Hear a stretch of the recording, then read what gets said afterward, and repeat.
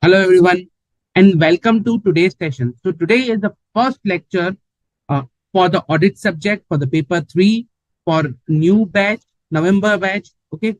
I hope you guys have already seen the lectures which were uploaded on the portal so that we can have a healthy discussion on chapter 1 to 3.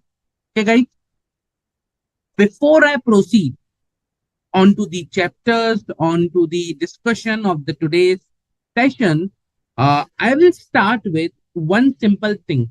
See, most of us believe that audit is a very difficult subject, but it is not. It is not a difficult subject. It's pretty easy. The reason for that is we just need to learn and understand how to prepare for the subjects. Okay. So once you are clear that, okay, how I need to prepare for the subject, that's it. We need to do that only. And accordingly, we need to prepare for the subject. Now, when I talk about audit, basically, okay, or when I talk about basically paper 3,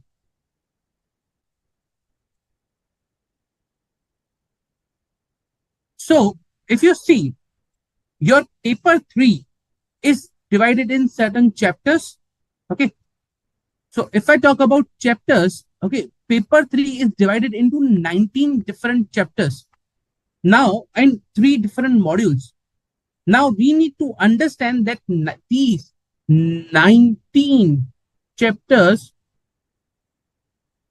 whereas 3 modules, what it contains, okay, and how we need to prepare for that. That is a very crucial thing that we need to understand. These 19 chapters and 3 modules. I'll start with just giving a background about our audit. Okay, how the audit overall we need to learn and it's structured, and how then this is divided into various chapters and modules, and the areas that we have. Okay, so let's say today you are going for an audit of a private limited company or limited company. Let's say you have become a chartered accountant now. Okay, now you are a chartered accountant. You have cleared an exam. A client comes to you. Okay, please, we want to appoint you as a statutory auditor for, let's say, ABC Private Limited, or let's say why Private Limited? Let's say ABC Limited. Okay, it's a listed entity. So you get your first listed entity audit, and you become the statutory auditor for that.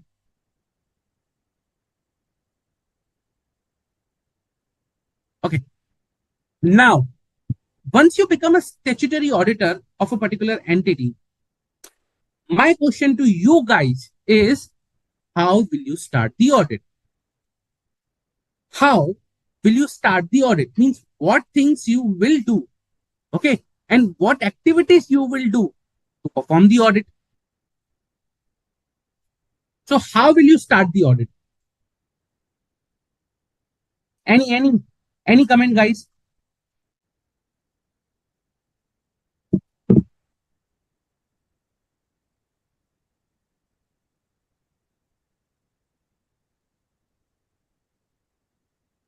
Anyone?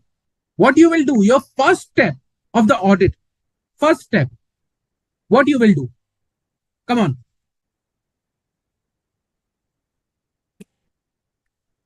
I want to make this session very interactive.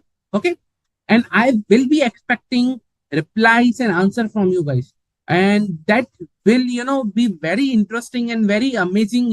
If we interact, you provide your opinion, you provide the answers, and we can discuss on them. And that will enhance your knowledge about the subject. That will be the mark that, that will increase your knowledge about the subject, because once you, unless and until you don't have anything to compare, like, if you don't give an answer, you will not have anything to compare. Then how you will enhance your knowledge? So answer is must, participation is must.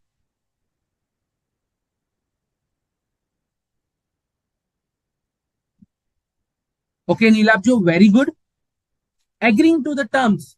Okay, essay 210, you have quoted the essay, that is very good. Agreeing to the terms. So I will agree. Like, okay, the client will come to me, okay, you want to me be the statutory auditor? I'll ask, okay, for which year? This is the year that we want you to be a statutory auditor. Okay, so I'll agree with the terms. So terms and conditions, like, okay, FY 23, 24, for example, very important term, fees. I'll agree certain fees, XX amount. Okay. Then I'll agree responsibility, whether it's a joint audit or I will be doing it alone. For time being, let's say it's a separate, like, you are doing it alone, single audit. Then next thing will come, like, in terms whether I'm required to do only standalone financial statement, or you have a subsidiary you want to me look after for the subsidiary, you want to me look after for the stat audit, you want to me look after for the tax audit. What is the scope of work? I am statutory auditor, but do you want to me look into tax audit also? Do you want to me look into your IFTR also? Internal control reporting, CARO. I have to do CARO, by the way, and internal reporting because I'm the statutory auditor. Okay, internal control reporting. But I will, discuss with my client, okay, these are the work that I need to perform for you.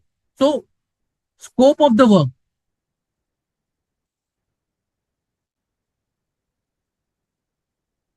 like CARO, FCR, ICFCR, then I may add tax audit. Okay. Okay. Already I will be having statutory audit. So these are the terms and conditions that I will agree with my client. Make sense? Okay. What else? What else I will do?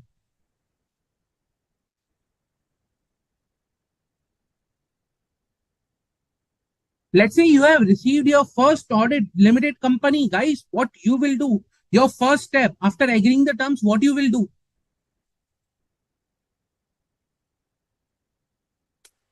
If I wouldn't be there, after agreeing the terms and conditions, uh, I would have set an expectation. Okay, what I will be expecting details from the client. Okay, data that I will be expecting. Plus, I will be understanding the entity. Very good, Prerna. I will be understanding the entity, the risk, understanding the business, its environment. Remember something we like. You might have already seen some part of it, but I will go and understand the entity. Okay, what entity? What you do? What is your business? Do you sell goods? Do you manufacture it? Do you provide service? Are you a bank? Are you an insurance company? What do you do? What is your business? Are you a startup IT company? So I will understand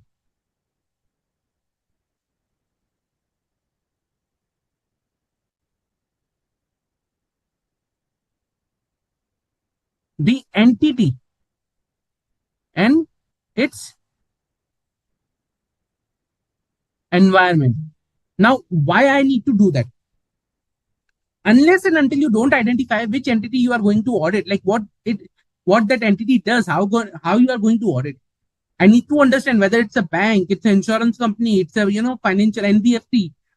Then only I can plan my audit. So first step is understanding the entity and its environment after taking up the audit.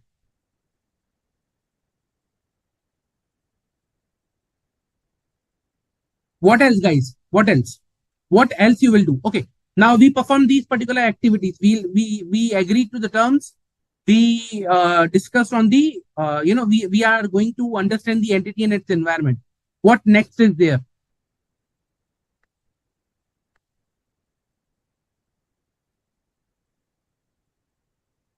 What else you will do?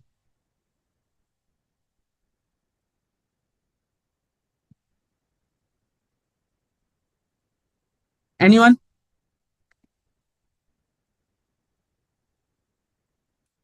See, okay.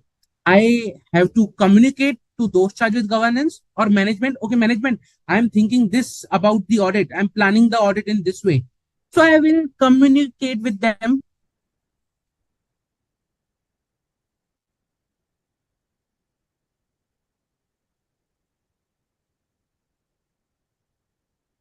Okay. So I'll communicate with them.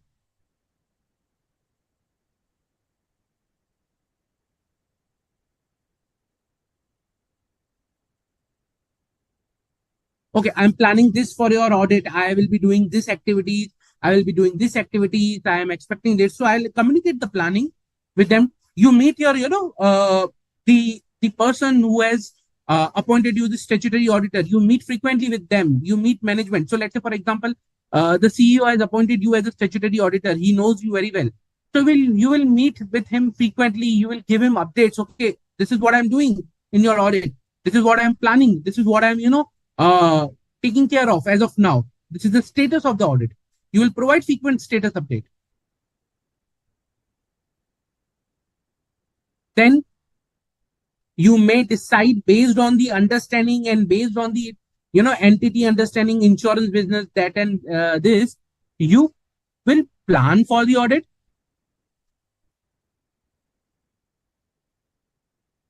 You will plan for the audit. Okay, this is how I need to do. These areas I will be testing. These areas I will be first giving priority because it's the high risk or not. So you'll plan for the audit. Within the audit plan, what you will do, guys? Very good, Prerna. Materiality. I will define materiality. I will use materiality. I will take out some benchmarks, overall materiality, performance materiality. I will decide a detailed strategy. Very good, Prerna. I will decide a detailed strategy. Detailed strategy means I will decide, okay, what is the risk of a particular, business process, or what risk lies, what is the risk at the assertion level. I will come into that, don't worry. If something you are not able to understand as of now, perfectly fine, don't worry, I'll come on to that. But let's say you will decide the risk on the assertion level. Okay, you will decide, okay, this much, okay, revenue high risk. Why? Because there are chances of fraud. You will say purchase high risk. Why? Because it's a complex area. Inventory, not that much risk because company is not into a manufacturing unit, it's a service sector. So low risk here. Inventory, low risk because they don't have that much material balance. Make sense? You will prepare a risk assessment. While planning, you do a risk assessment.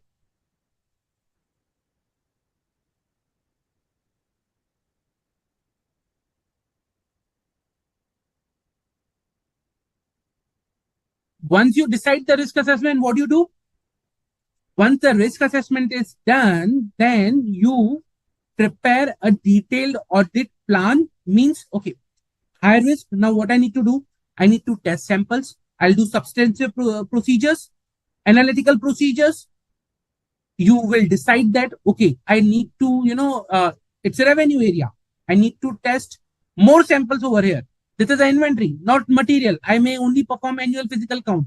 If it is not even that much material, I may, perform some data analytical procedures, inquiries. Accordingly, I'll prepare a detailed audit plan.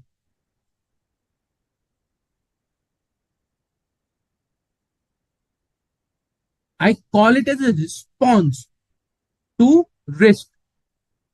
I'll prepare a response to the risk that we have assessed. Okay. So till now we understood the entity, we planned for the audit, materiality, risk assessment, response to the audit. What you will do next?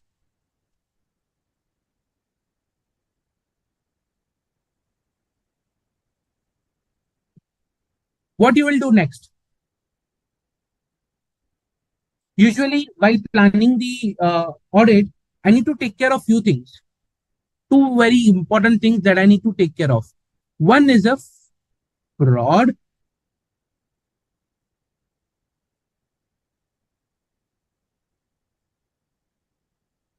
One is a fraud risk. Okay. Second, I need to take care for the laws and regulations. Reason because it could be a insurance company, it could be your banking. So different laws and regulations might be applicable. So laws and regulation. So I'll consider fraud risk within the entity. I'll consider the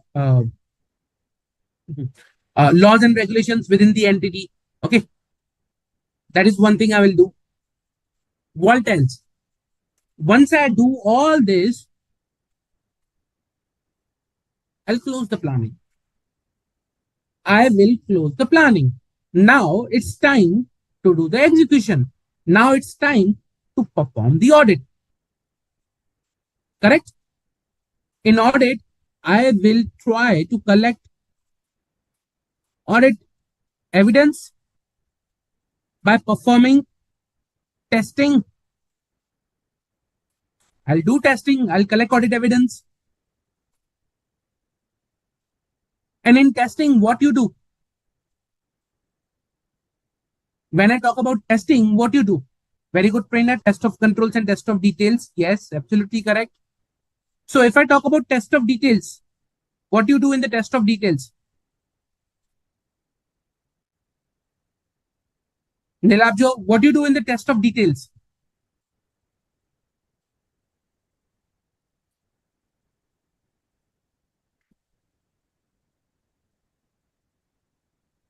Anyone? Vouching? Yes, very good. And I do vouching basis of my sample. I take out, I do the sampling and then I do the vouching. Correct? If I'm not wrong. So I'll do the sampling first and then I do the vouching. Very good. So let's say in testing, one portion is your sampling. Perfectly fine. I have done my sampling. What else I'll do? I did my sampling. Now what else I will do? Reconcile the opening balance. Very good, trainer. I will check the opening balance. I'm getting the audit for the first time. I need to reconcile the opening balance. I need to check the opening balance, whether they are being carried forward correctly or not. Correct? Because I'm getting the audit for the first time. This is the first year I'm doing the audit, correct? Now, you might have been given some opening balances, like this was the opening data, this is the opening share and equity capital, this is the opening investment. You have to check that whether the opening is correct. Then only I will audit the current year transaction. So I'll verify the opening balance.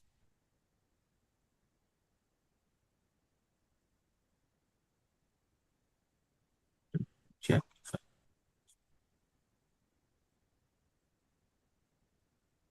Okay, fine. No issue.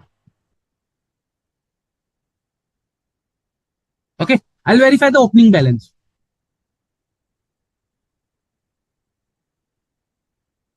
What else I will do? I may perform analytical procedures, data analytics. Very good, Prerna. Confirmations, bank confirmations, data's confirmation. So,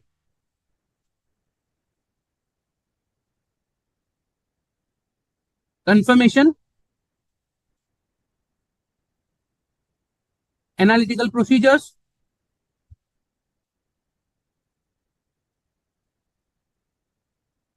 What else?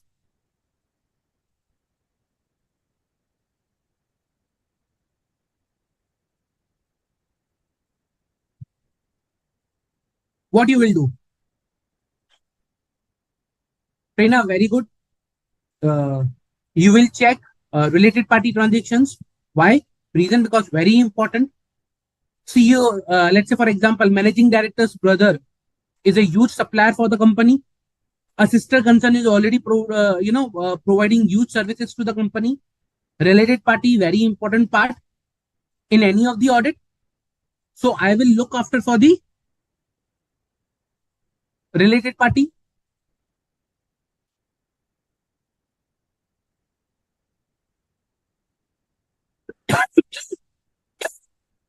Apologies. Then I will look after for, let's say, for example, you are doing the audit. Now you have come across some estimates. Management has made some estimates. You need to verify those estimates. So I'll verify the estimates. Then once you verify the estimate, Now you need to see what is the outcome of the estimate. Let's say I said, okay, bet that provision, like, or any other estimate. Let's say, for example, okay, I have made an estimate, and with respect to the estimate, I decided, okay, now based on this estimate, I'm saying that at the year end, my cash outflow will be, let's say, 50,000 rupees. Okay. Whether actual the cash outflow was there, let's say, for example, provision. You made a provision at the end of the year, okay, for certain expenses. Very common example that we used to do. Electricity provision. You don't have the bill in your hand as of now, but management creates a provision, correct, for the last month till the time you receive a bill. So management created an estimate. Okay, fine. Let's say, for example, electricity bill of the March month will be 2 lakh rupees. Now, when you will go and check that provision, you will compare with the actual bill. Okay, management said it will be 2 lakh rupees. So management made a provision of 2 lakh. What is the actual scenario of that estimate? Whether the bill is 2 lakh, 2 lakh 20,000, 2 lakh 40,000, 1 lakh 80,000, 1 lakh 50,000. What is the actual scenario? So what I'm doing is I'm going beyond my financial year and I'm checking certain things, subsequent events. I'm checking something which is going to happen after closure of my financial year, so that it can give me a comfort on my financial statement.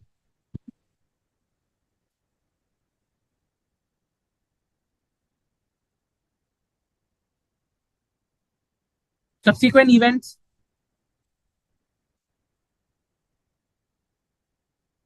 What else is there for testing? What else you will do for the testing?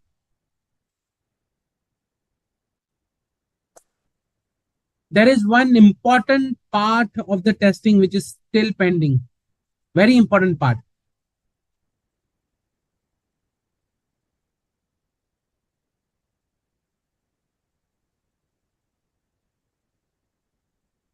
Very important part of the testing which is pending. What is that? Can anyone tell me? Very good, Prerna. Yes. But let's hear it from others also. Nilabjo, what will be the very important part of the testing that is left?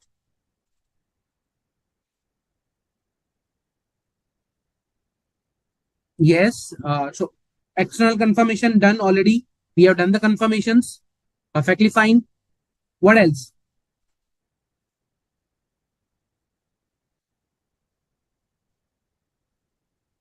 I'll come to the written representations. Compare previous year provisions with the consumption or output, subsequent events.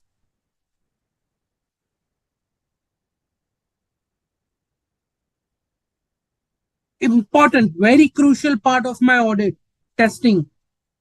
Very crucial part.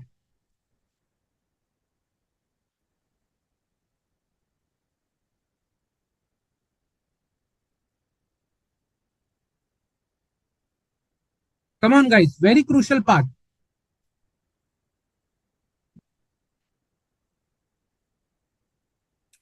Going concern. Yes, Prerna. Very good. Going concern. Yes, Nilabjo. Very good. So, going concern is a part that I cannot miss at any cost. For time being, we'll shift the sampling over here.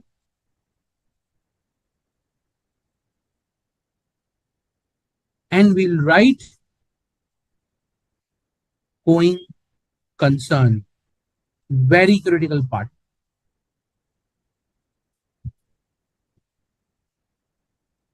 Very critical part that we need to do. And while doing all this thing, I will obtain written representations from management, right? Or some people call it management representation letter, MRL. Somewhere you might have heard MRL. Somewhere you have heard it is known as a RL. Some, like, if you see, some people call it representation letter, okay, or some people call it management representation letter, MRL, or written representations. So you obtain written representations from management from time to time.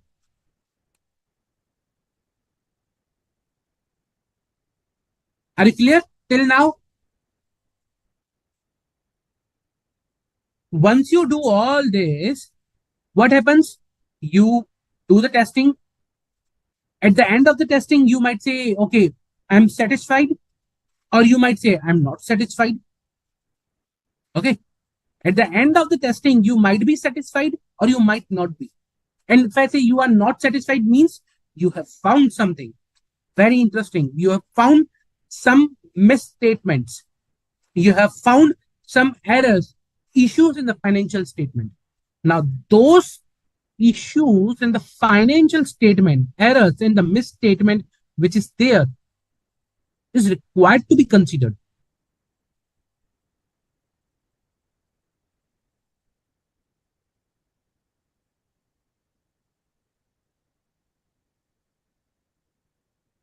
I need to go and check, okay, what is a misstatement now? Whether it's too big, too small, can I ignore it? What additional procedures I need to do? Should I qualify? Is management ready to rectify? A lot of questions comes when it comes to the misstatement. Clear with this?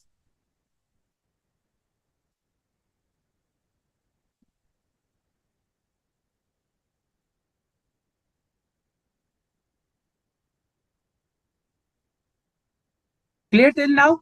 Evaluation of misstatement.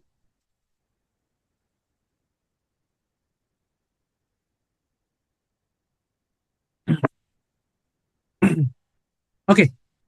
Now, evaluation of misstatement. I will understand what level of misstatement I have identified, whether it is related to the related party or whether it is related to the going concern, whether it is in the sampling, it's one sample, 10 samples, 20 samples. How big is the misstatement? Whether it is a fraud, I need to understand that evaluation of misstatement. Once I evaluate the misstatement, what happens then? I need to issue the report. I need to draft the report and issue the report. Very important part, reporting.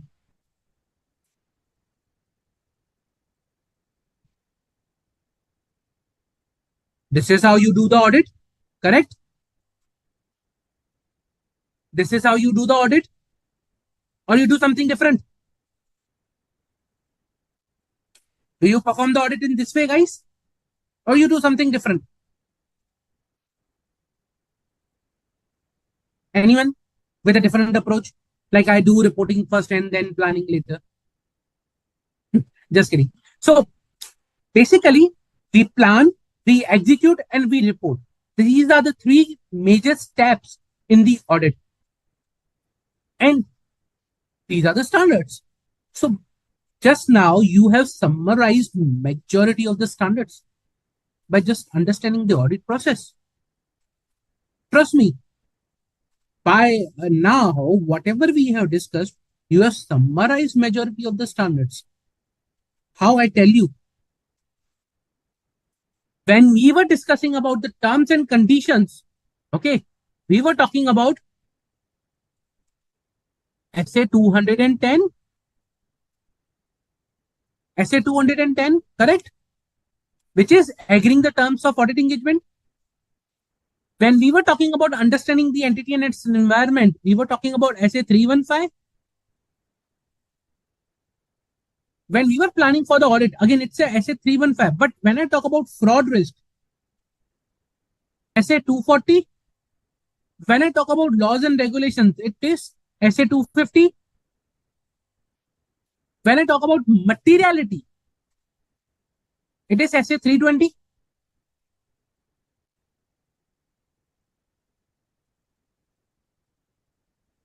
When I talk about preparing response to the risk, okay, how I will be testing, nothing but SA 330. When I talk about communication with management and doshas with governance, it's nothing but your SA 260 plus SA 265.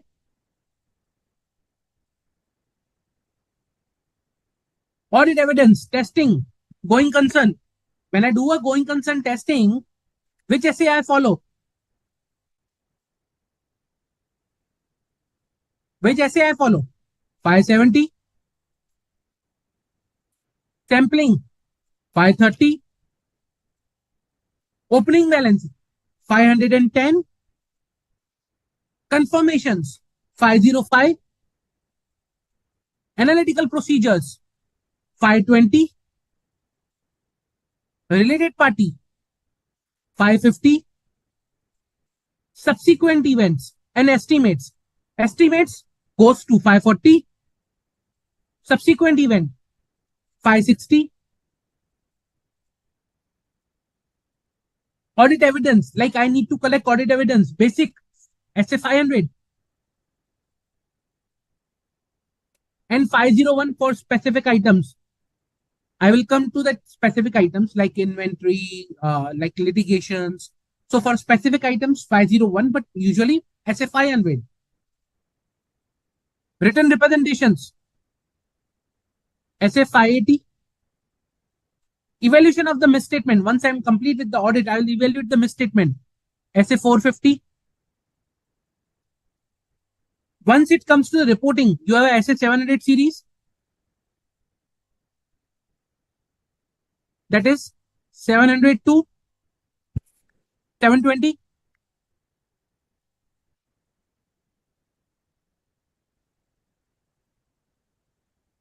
And now, when I purposefully, discussed about single person audit, like, single auditor is there.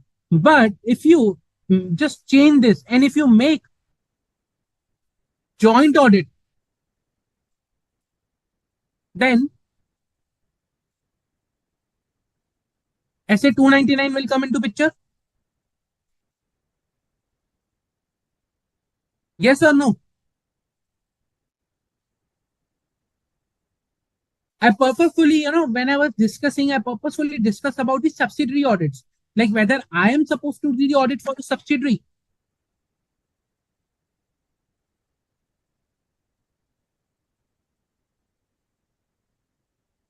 or who is going to do audit for the subsidiary.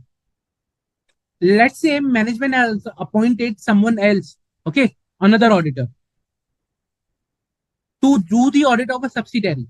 I have not received that audit, unfortunately. Okay. So in that case, what I will do, I have to rely on the work that has been performed by that another auditor, correct? For the consolidation purpose, because this is a holding company, ABC Limited. And when it comes relying upon the work of another auditor, I'm talking about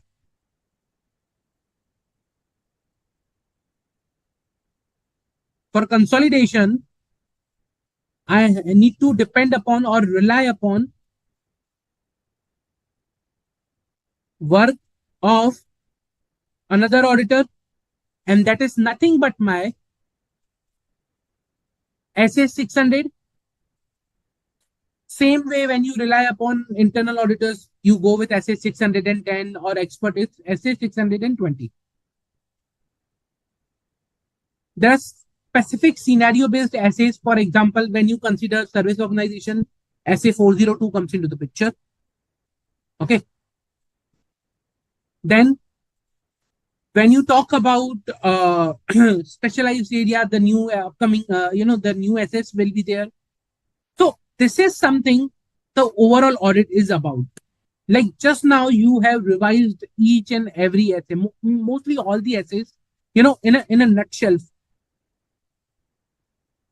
Plan, sorry, this one is there. SA 300, audit planning, plan for the audit.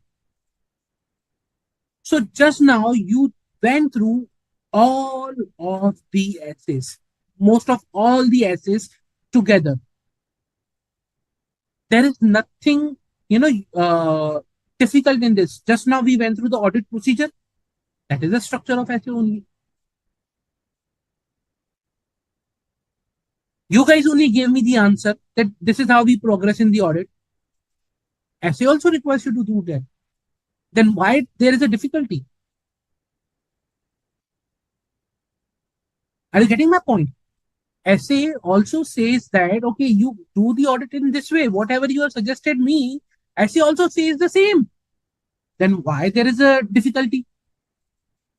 Why you find there is a difficulty in understanding the subject?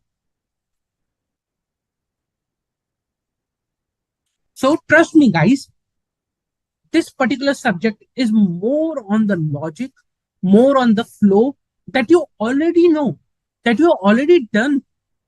There is nothing new that you don't know. And if there are something, that, okay, new terms and conditions, and still we will be discussing, but it is not a rocket science to do the audit. Yes, we need to take care of the, certain things while doing the audit. We need to be alert, professional skepticism, independence, ethical requirements, but that is not a rocket science. It's is a manageable thing. Professional judgment. Correct, Prerna. Yes. Your judgment, professional judgment that we need to apply. Any questions, any doubt till now?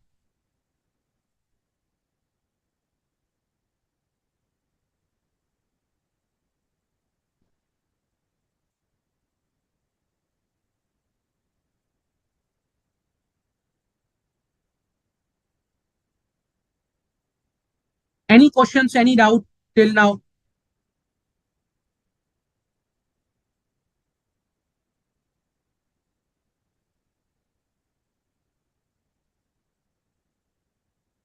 Anyone? No? Great. No issues. So, as I told you, like, this is a audit structure, but how in your syllabus this is, divided into, we'll understand that one. Second, we will see what is the,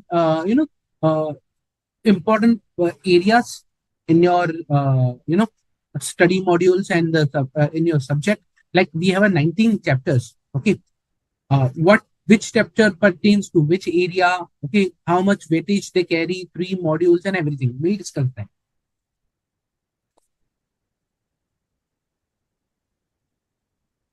Okay, so let me proceed. I'll come to this level of question in band wise. Okay, I'll as of now skip this one. So let's talk about study material, because understanding of that is very necessary, and you need to understand how your chapter structure is there. Okay. So, as I told you, it is divided into three different modules.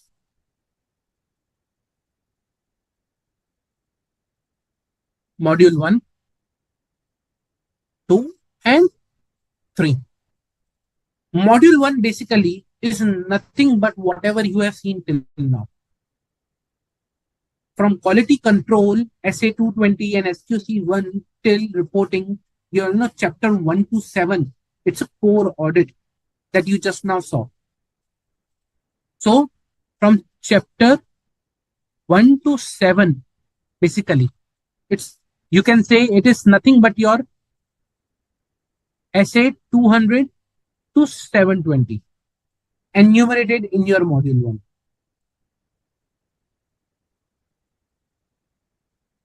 Okay. So, for example, the first chapter that you have, quality control, this basically talks about my SA 220 plus SQC 1. The next thing you have chapter 2, basically general auditing principles. That takes care of my 200, rest of the 200 series. Okay. For example, it takes care for your SA 240, plus it takes care of SA 250, plus 260. Then you have a 299. Then you have a SA 402.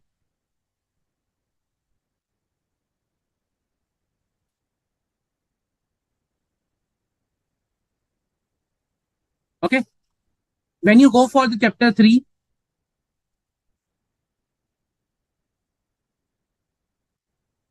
You will understand you have a audit planning strategy and execution. Basically, it is based on SA 300 plus 315 plus 330. Chapter 4 is about materiality.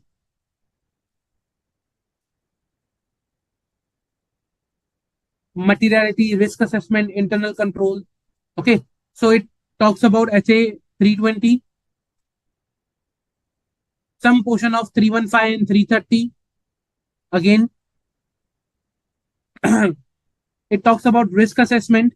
Okay, internal control. So it talks about, SA 315, 330 again on a detailed level.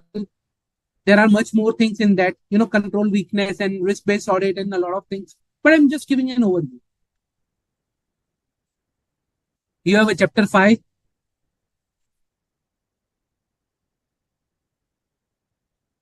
audit evidence, basically the 500 series.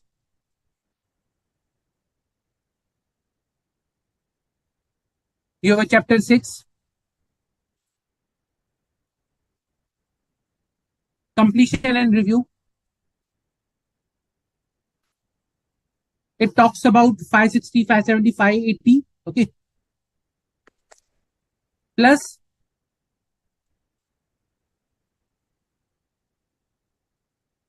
560 plus 570 plus 580 plus over and above that, it talks about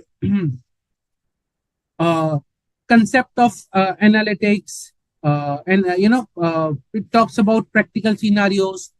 It talks about, you can say, completion of the audit in detail. So it talks about on these particular important topics. Then you have a chapter 7, reporting, which is nothing but your SA 700 series. So this is how the structure is of your module 1. Any doubt till now? Any doubt?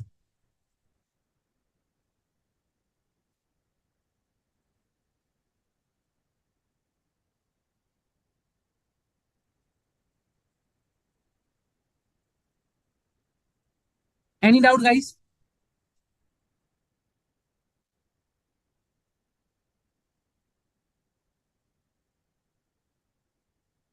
Okay.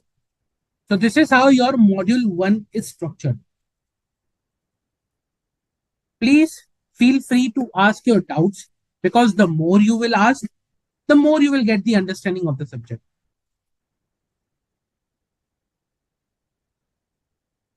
So till the time you won't ask, you won't understand uh, the the detailed subject, because it's necessary, guys.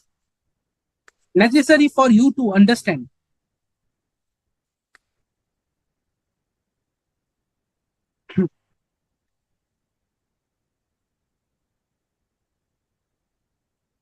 Any doubts?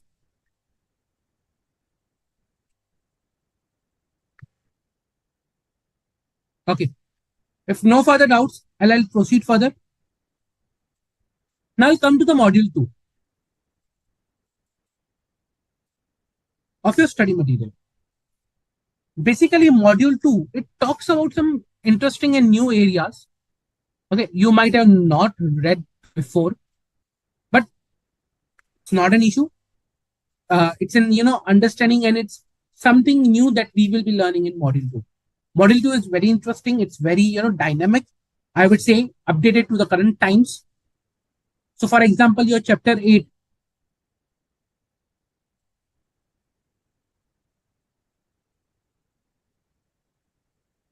it talks about your say 800 series.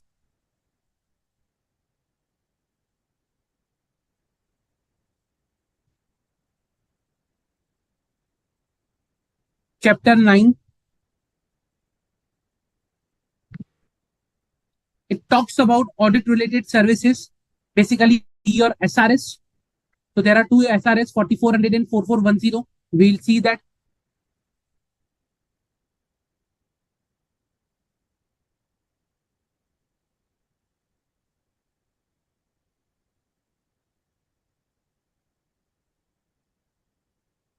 Chapter 10.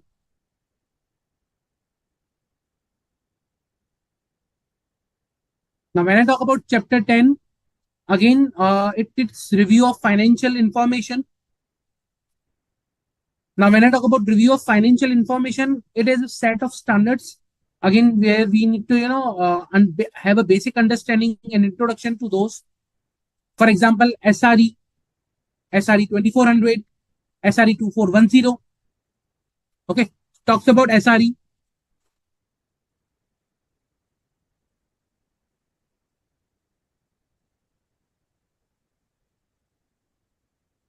Your chapter 11, then prospective financial information and other assurance services.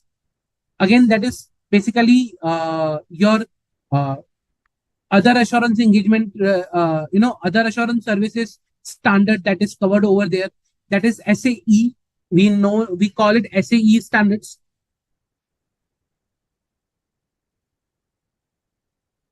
That is SAE 3400, 3402, and 3420.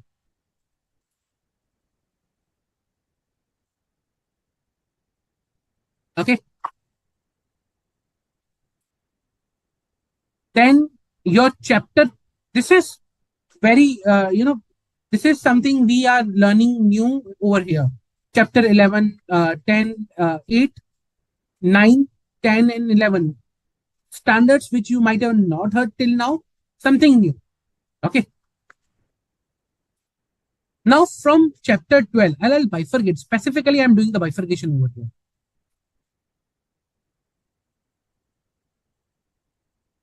Chapter 12, that is a digital auditing. And digital auditing and assurance, where we understand what is digital auditing and what is auditing digitally. Very interesting, something new and relevant with today's time. You know, this is something, we have to catch up with the AI in the market. We need to understand how we need to digitally audit. What is a digital audit?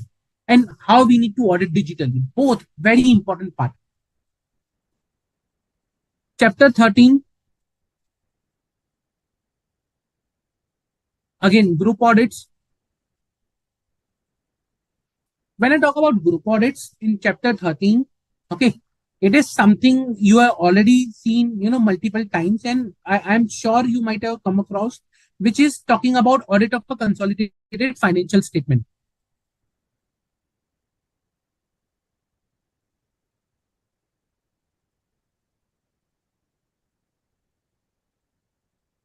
Okay. Then your chapter 14 is special features of audit and NBFC.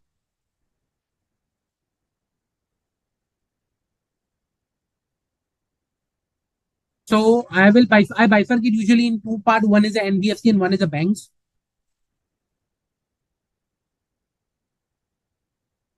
Audit of banks plus audit of NBFC. So that is your module 2 of the study material. Clear? Any doubt till now?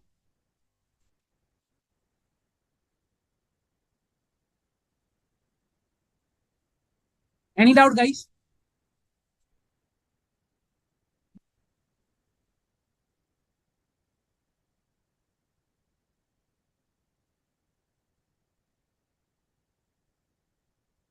Okay. Now coming to the module 3.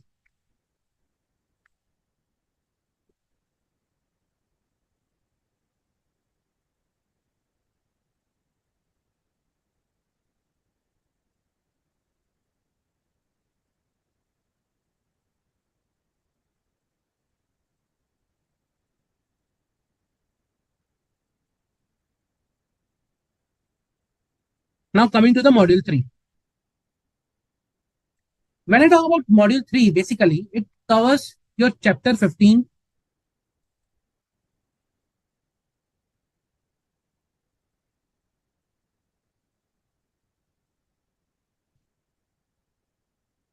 which is audit overview of public sector undertakings. So you will understand how to audit public sector undertakings, audit of PSUs.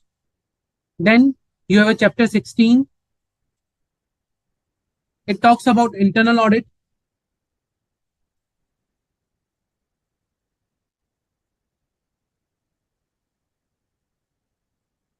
Then you have a chapter 17,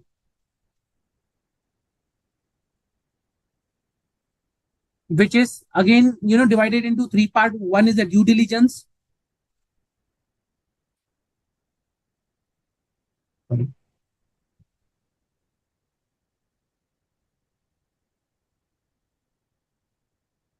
Second part is your investigation. And the third part is your forensic audit. Basically, we call it a forensic accounting.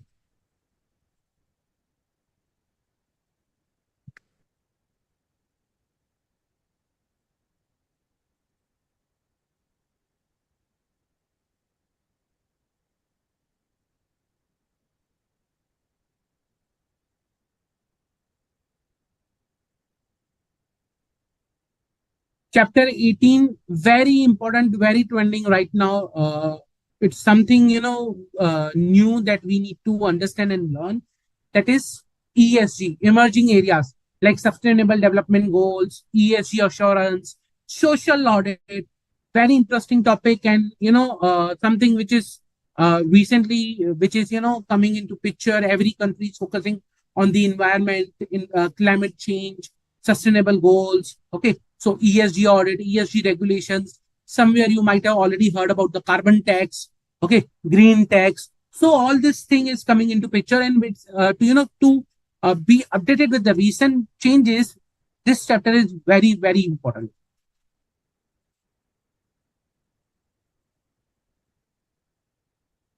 And the last part of your module 3 and very important part is your chapter 19.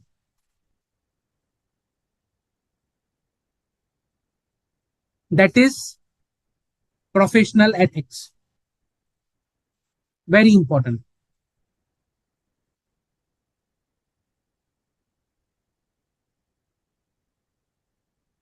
Okay. Now, why we are discussing chapter names and what is the purpose of discussing chapter names?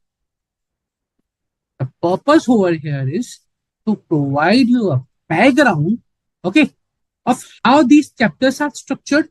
Number one. Second is a weightage. Guys, that is important to understand. Okay, what carries, how much weightage. So again, when it comes to the weightage, I divide everything into few parts. Okay, it's not the model wise weightage you have, but there are certain weightages in total. So when I talk about standards, module 1 plus this part. So this one and this one. It's the part 1,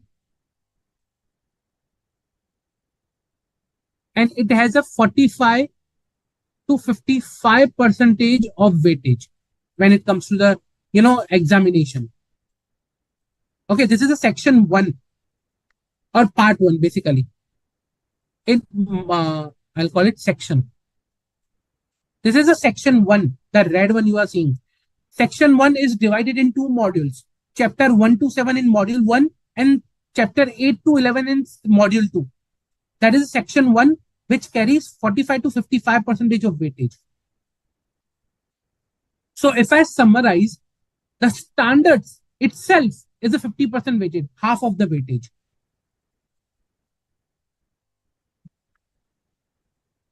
Are you getting my point? Standards carry half of the weightage. Chapter 19, it is, itself a section. It's section 5 with a weightage of 17% to 24% marks.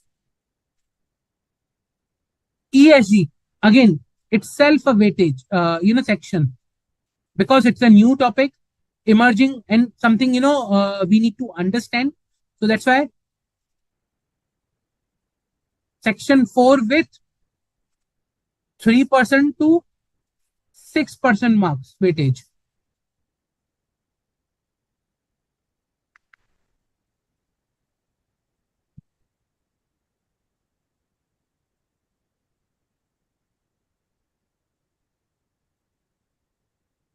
Now, digital audit. I will just move a bit here.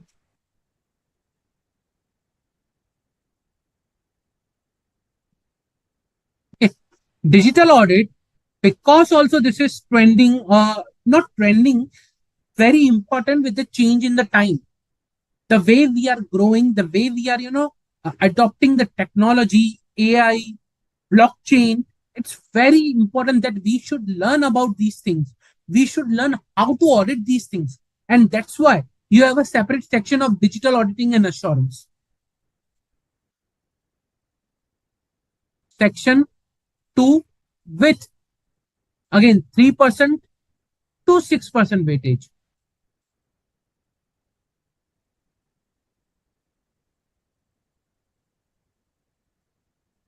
Now, rest of the topics which are there from chapter 13 to chapter 17. Okay. Try to cover here. Chapter 13 to 17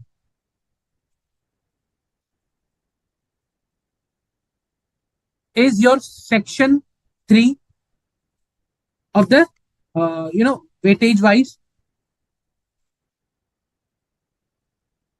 which has 17% to 24% weightage.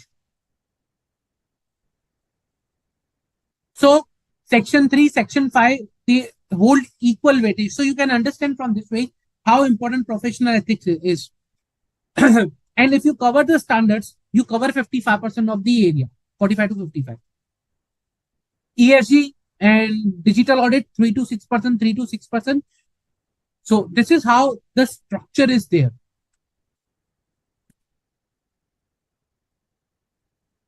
Clear, guys? Any questions? Any question?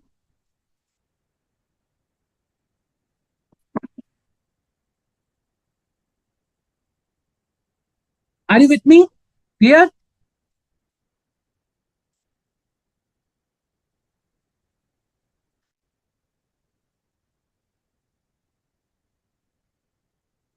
Very good question. How many hours we need to study?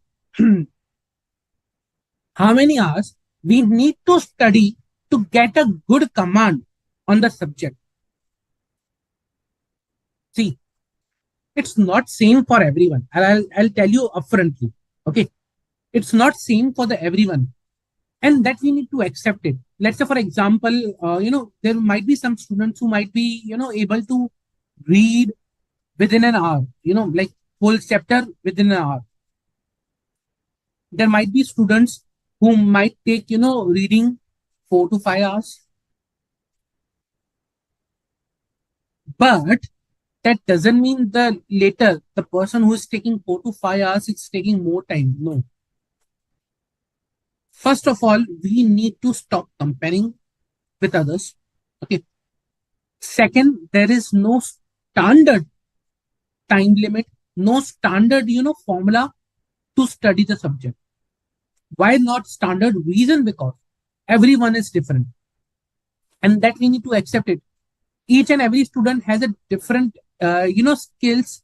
They have a different strong points, weak points on which they need to work. So while studying, it may take, some hours more for a student than compared to others. That's why I usually don't, quote the number of hours required.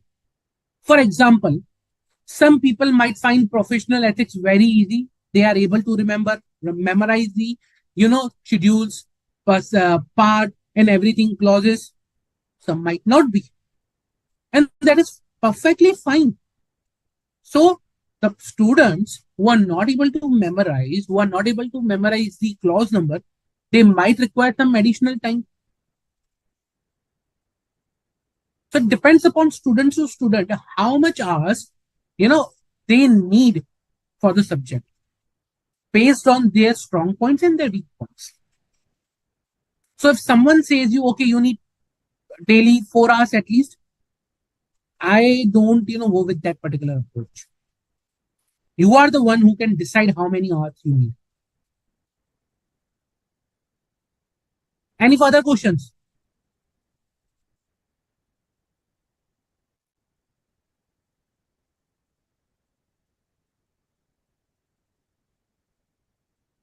Any further questions? Okay. Coming, on the preparation side, we will go into the deep of the subject, that is for sure. There is no doubt in that.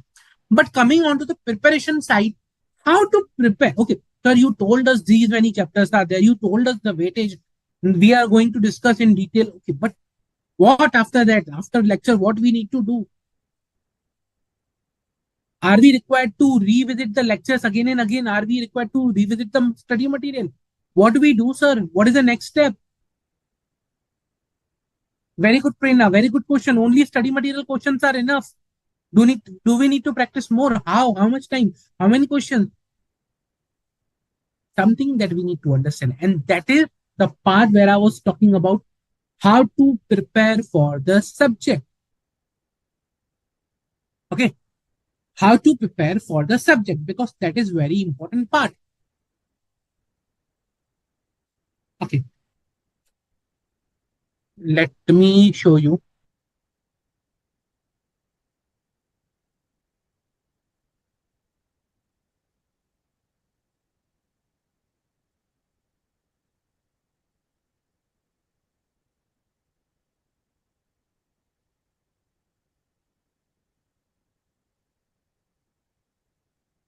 How to prepare for paper 3. Okay, fine. Now let's understand how to prepare.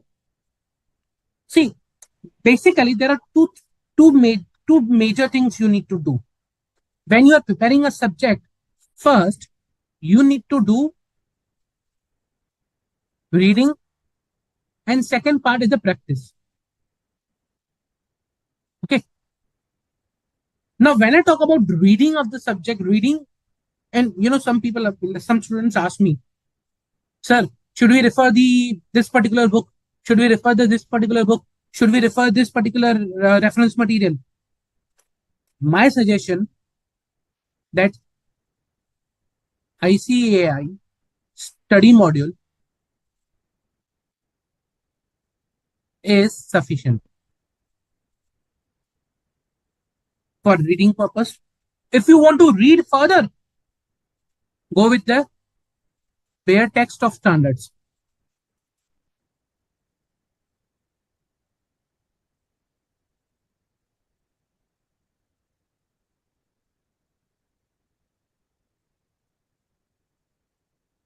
If you want to read more further,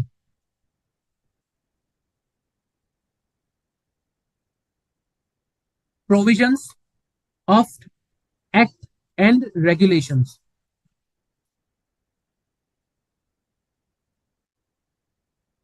And till you have a time you want to read further, then go for very important that most students do not do. Annual reports, publicly available.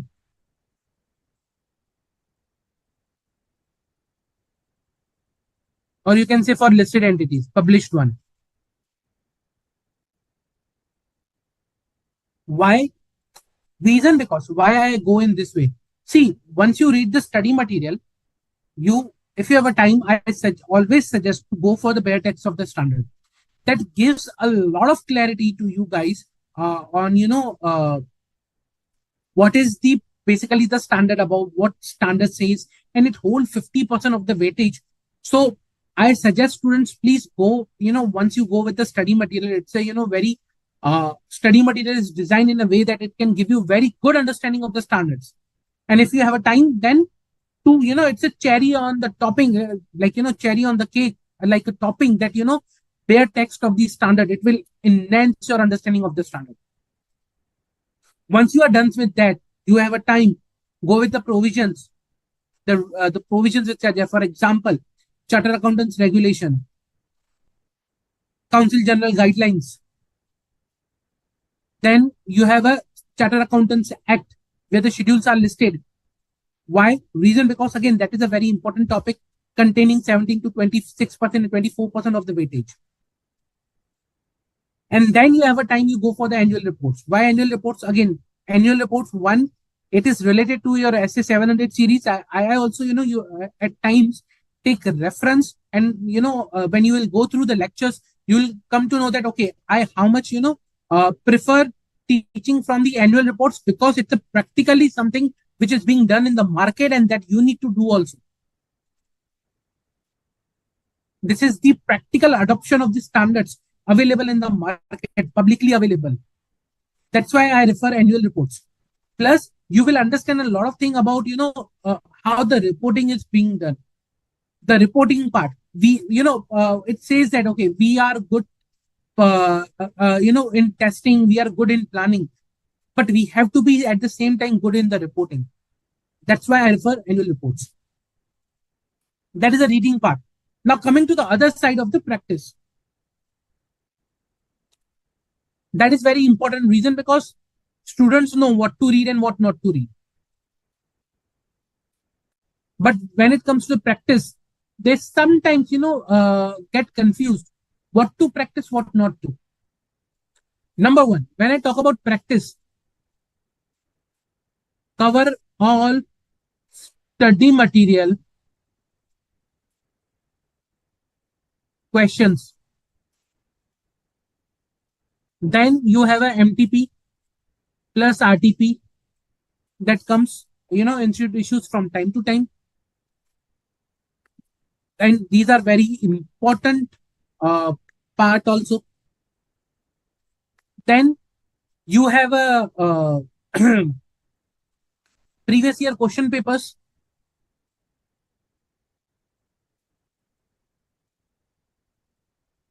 Okay. Then you have a MCQ portal now, correct? You guys have might already gone through that particular portal. Okay. Like where you can prepare and you can give the MCQ test.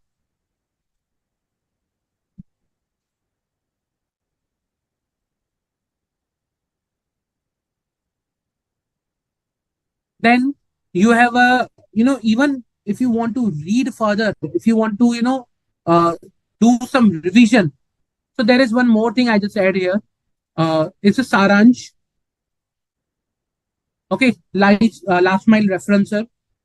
It can provide you, a quick summary of the subject. You can refer that. When it comes to practice, so, lecture questions are also there. So the questions which are being discussed in the lecture is also important. You can also refer them. For the past papers, you have suggested answers. So you have a lot many things over here.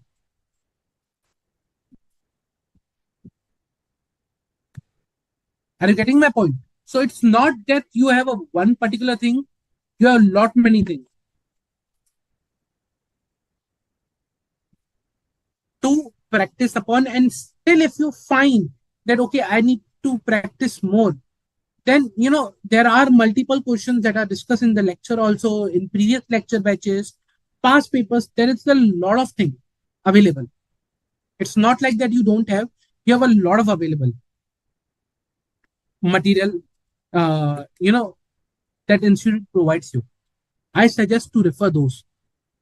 That gives a good clarity on that how you need to prepare. Okay, now comes to the part like, okay, so we understood we need to do reading, we need to do practice. Can you give us, some idea about when to practice, when to read, how to structure our studies. A few tips I will give rather on that particular part. Number one, frequent revisions. Now, what is this? And I provide this advice to each and every student. What most of the students do is, okay, at this when they start their studies, uh, they provide the background about they discuss about they read the chapter, they do the practice, and they leave it till the last date of the exam. Don't do that. Do frequent revisions. Second, practice frequently the questions. Third, compare the answers. What answers you are giving. Okay. Fourth, your own notes that are very, very important. Very important. You need to prepare your own notes that help you in quick revision.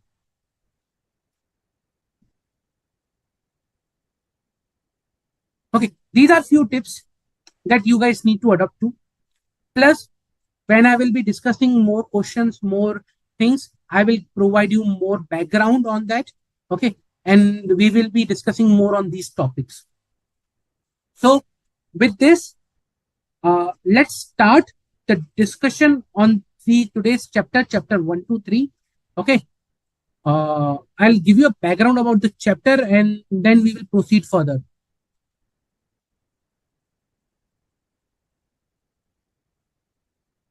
Basically, today we will be, covering some questions and we will, have a summary understanding of the chapter. And on the basis of that, I will be, taking up your doubts. Now, for your ease, I have divided question into bands. First level question, which is pretty much easy, it's a green band. Second level, orange band. Third level is a blue band, and the fourth, which is a difficult one, is a red band question. Okay, in start of the each of the question, you have a band on the top, which gives you which band it is. Okay, before I proceed further, let's discuss about uh, chapter first, chapter one, which is there. Now, chapter one, which is a quality control, okay, talks about two things. One, SQC1 for the firms that perform the audit and reviews, and talks about SA220, quality control for an audit of a financial statement. I'll just provide a summary and then we start, on the questions part. So when it comes to the SQC1, it talks about some elements: leadership, ethical requirement, acceptance, human resource, engagement, performance, and monitoring, and how a firm should establish these policies and procedures, these controls within its environment, the firm, the CA firm I'm talking about, so that they can provide a reasonable assurance that they are complying with these particular elements. Okay, so the objective here is to provide the reasonable assurance. The firm, the CA firm has to provide reasonable assurance that they have a system of quality control by focusing on these areas.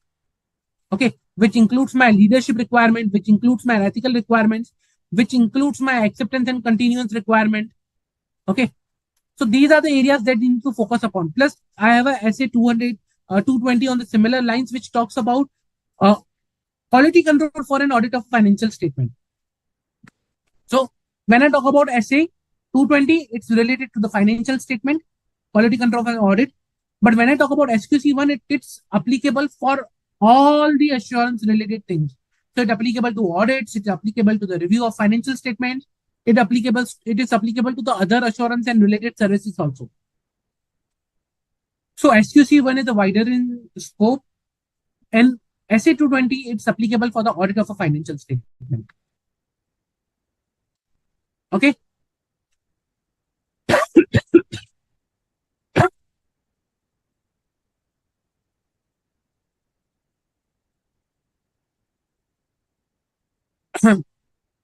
So basically, this is which we are talking about SQC1 and SA220 in our chapter number 1. Now let us see some questions on that, and then we can discuss further on the topics.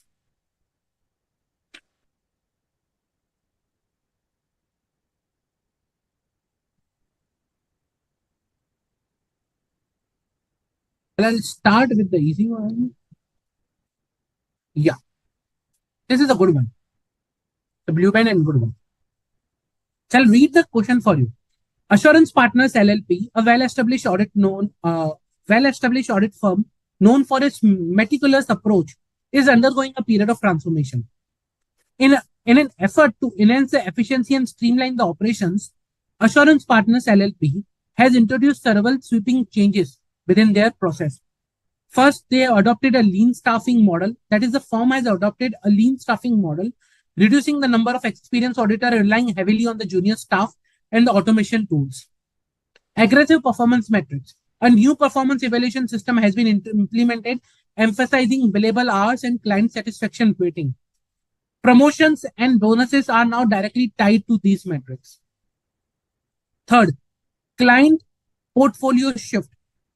The CA firm, that's the Assurance Partners LLP, okay, has shifted its focus towards high growth startup and technology companies, expanding its portfolio into sector where it has a limited experience. And the fourth one, automation and AI integration. The firm has invested heavily in artificial intelligence and automation tools. Okay. Uh, Basically, what you can say is to automate the routine task and enhance data analytics. Okay. Uh, while these changes initially seemed promising, cracks have begun to appear in AP's quality control framework. Concerns have emerged regarding the adequacy of the supervision of junior staff, potential for the compromise objectivity due to focus on billable hours, firm's capacity to handle the complexity of new industries. Additionally, the rapid integration of the AI tool has raised question about the reliability of the automation process and need for human oversight.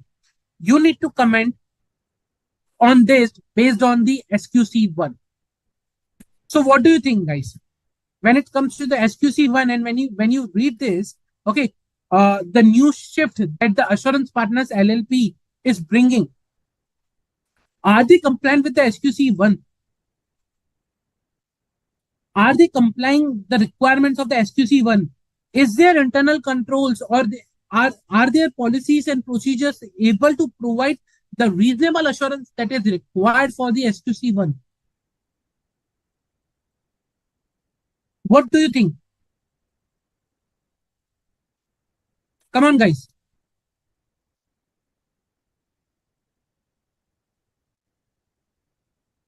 So SQC1 talks about, getting reasonable assurance by establishing policies and procedures about the quality control, correct? Do you think these changes in the model of working can give that reasonable assurance? If yes, okay, then I would be requiring a reason. If no, then why? What is the problem over here? And what is the requirement of your SQC1? Why it cannot give me that comfort, the comfort that I need, the reasonable assurance that I need? What is the problem with these policies and procedures?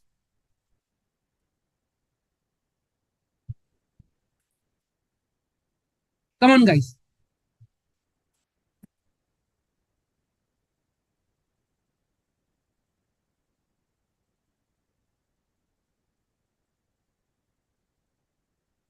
Anyone?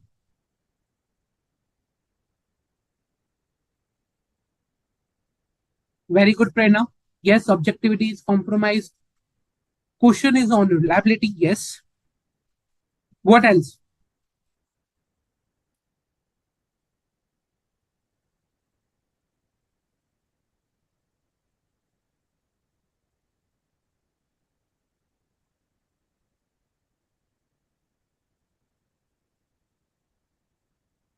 Anyone, guys?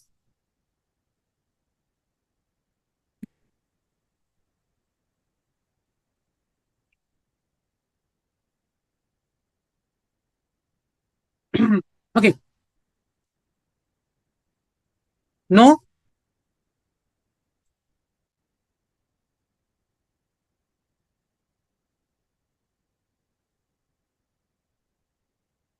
Anyone?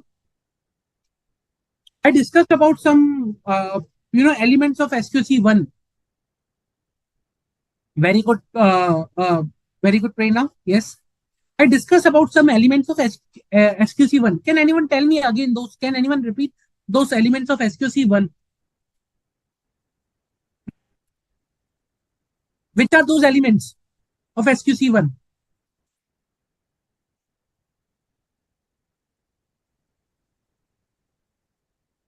I could see some elements being triggered over here, like the concern part. Prerna, no, there are six specific elements of SQC1.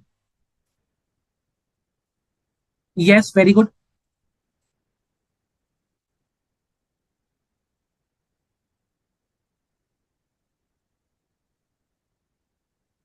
Testing should be done before. Which testing you are referring to, Nilabjo?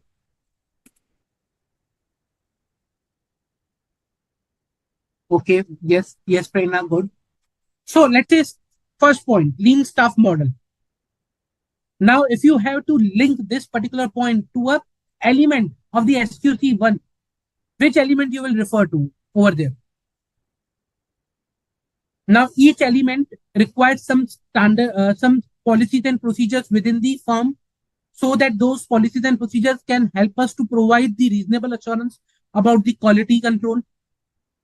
The first point is linked to which of the element? Which element?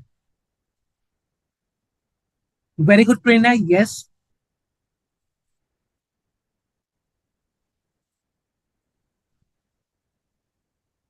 Which element? So first point, lean staff model. To which element it is linked to?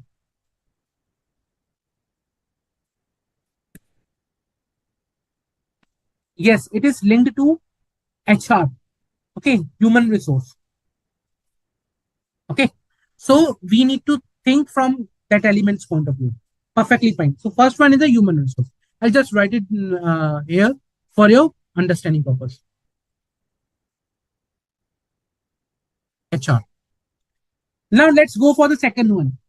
Aggressive performance metrics. A review performance evaluation system has been implemented, emphasizing billable hours, client satisfaction ratings, promotion and bonuses now directly tied to these metrics. Which element you will you think is relevant over here?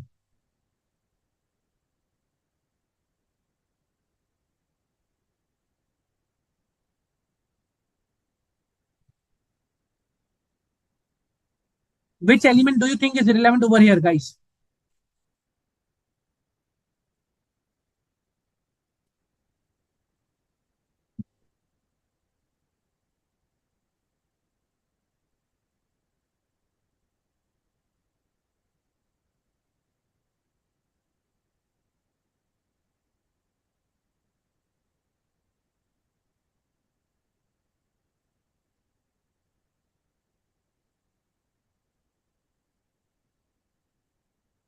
Come on, quickly.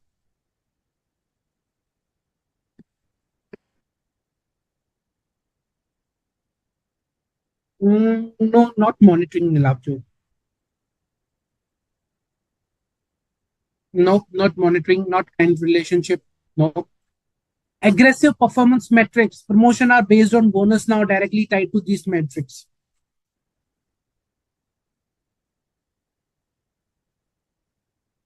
Anyone? No brain, not client relationship. No. Not monitoring.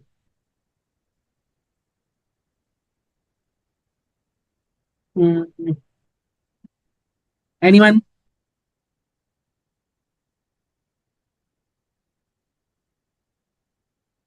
No? Okay. I'll tell you. It's related to a leadership part.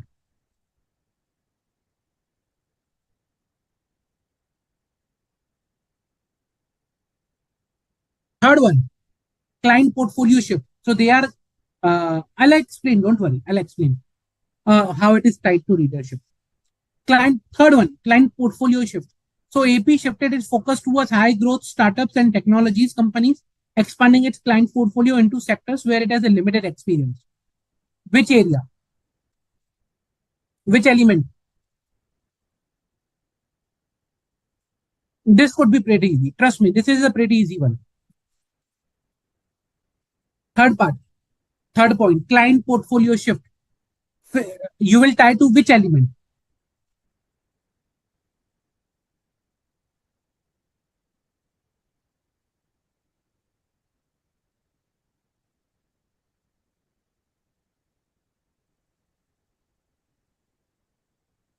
Yes, Prerna, very good.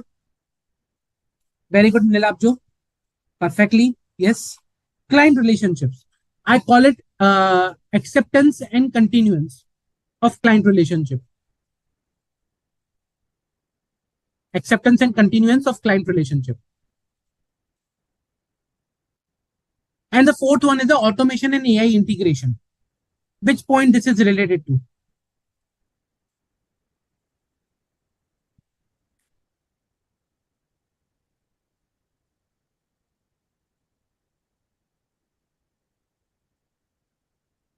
Actually, it is related to two different points. The fourth one is related to 2 points, two elements. Which one, guys?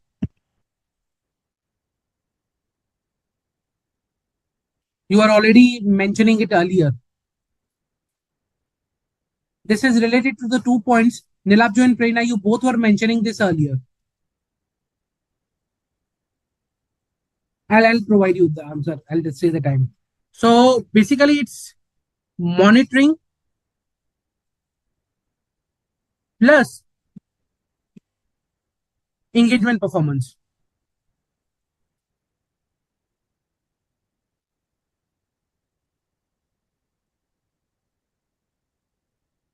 Okay.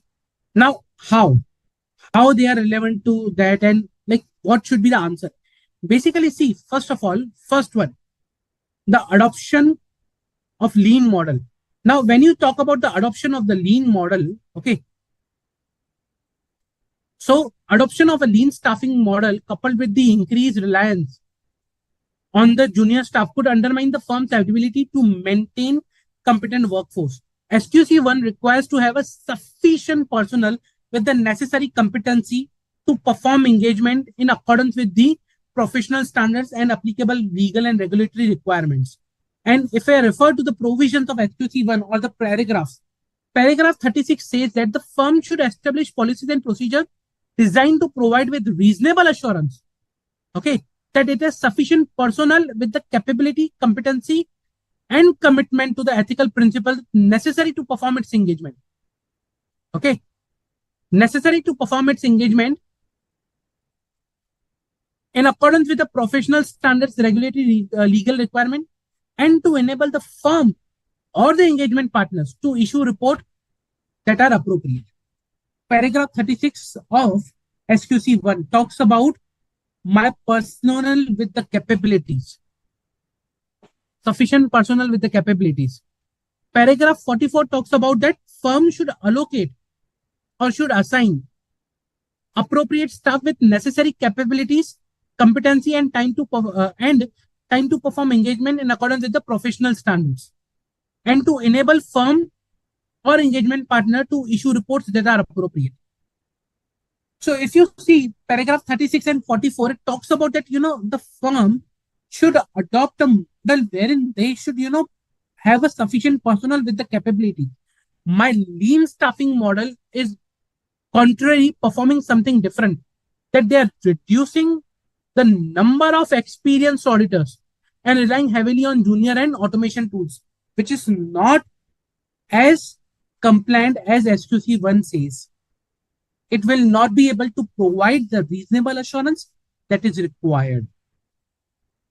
So, with respect to from the human resource point of view, that is something an issue, and that is something required to be rectified. Second one, emphasis on the billable hours and the new metrics. What is the issue over here? So first, let's see the provision. Paragraph 9, okay, of SQC1 basically talks about that the firm should establish policies and procedures designed to promote an internal culture based on recognition, that the quality is essential in performing the engagements. They are focusing on quality. So paragraph 9 says that please focus on the recognition that the quality is essential. And the aggressive performance metric says that emphasize billable hours. That is something not correct. They are not focusing on the quality, rather they are emphasizing on the billable hours, client satisfaction rating. Now, client satisfaction rating, why? It can create threats to independence. To satisfy the client, you may go and you not report the misstatement or observation or a qualification, because for you the client satisfaction or rating is important, not the quality, not the compliance with the ethical and professional standards. That's why for the leadership, it is an issue that the emphasis on the billing hours and the client satisfaction rating in the performance evaluation system could incentivize behavior that compromise objectivity and professional skepticism. SQC1 mandates that the leadership promotes a culture quality and create an environment that supports performance of engagement in accordance with the professional standards.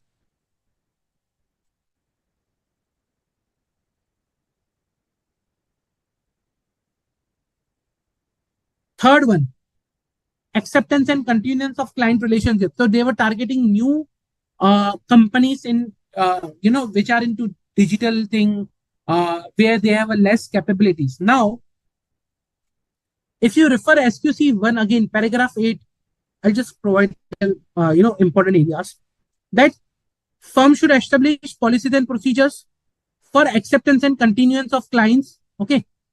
Now, with these policies and procedures, okay, what they need to consider is that has the firm considered the integrity of the client and does not have information would lead to conclude that the client lacks integrity. So one part is the integrity. Second, is the firm competent to perform the engagement and has the capability, time, and resource to do so? Is the firm competent to perform the engagement, or the team is competent to perform the engagement and the time and resource to do so? Okay. And whereas if you refer to the, client portfolio shift, they were talking about that focusing and expanding its client portfolio sectors where it has a limited experience. This is something very crucial, that they are targeting limited experience and there have been issues. Okay. Like the firm's capacity to handle complexity of the new industries. So these issues are arising. Now, as these issues are arising, we go back to the client acceptance and continuance part of the SQC1. So before accepting an engagement, there should be policies and procedures within the firm that should help us check that whether the firm or the engagement team is competent enough to perform the engagement and has capabilities and time and resource to do so. Here they don't. So that's why the firm's expansion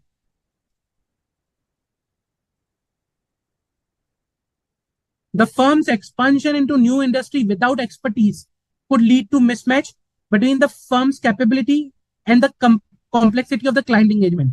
SQC1 requires to consider the firm's competency, capabilities before accepting or continuing the client relationship and specific engagement.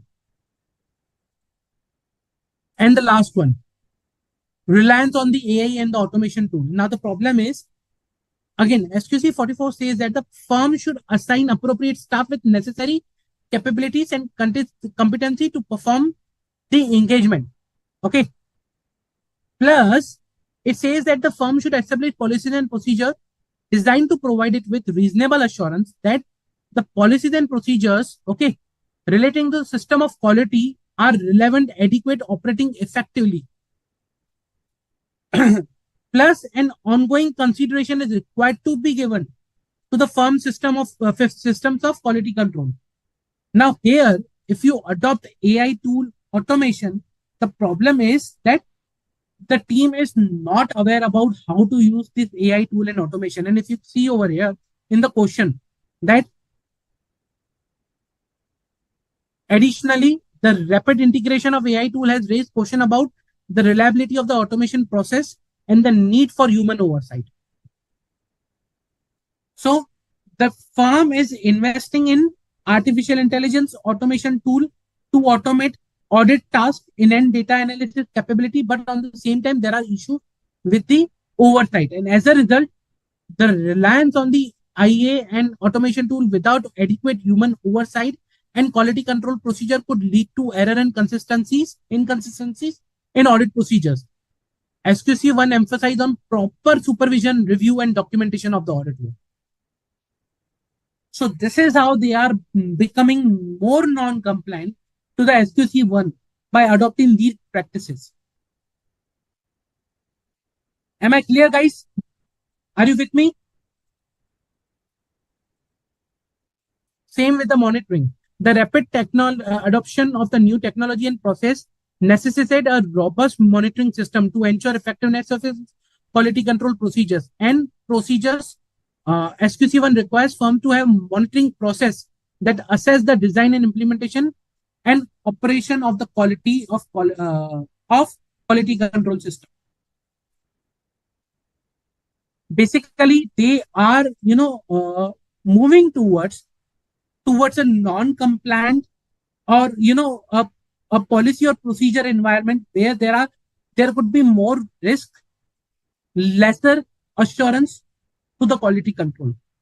So by adopting these 4 points, they are not enhancing their policies and procedures, but rather they are degrading it.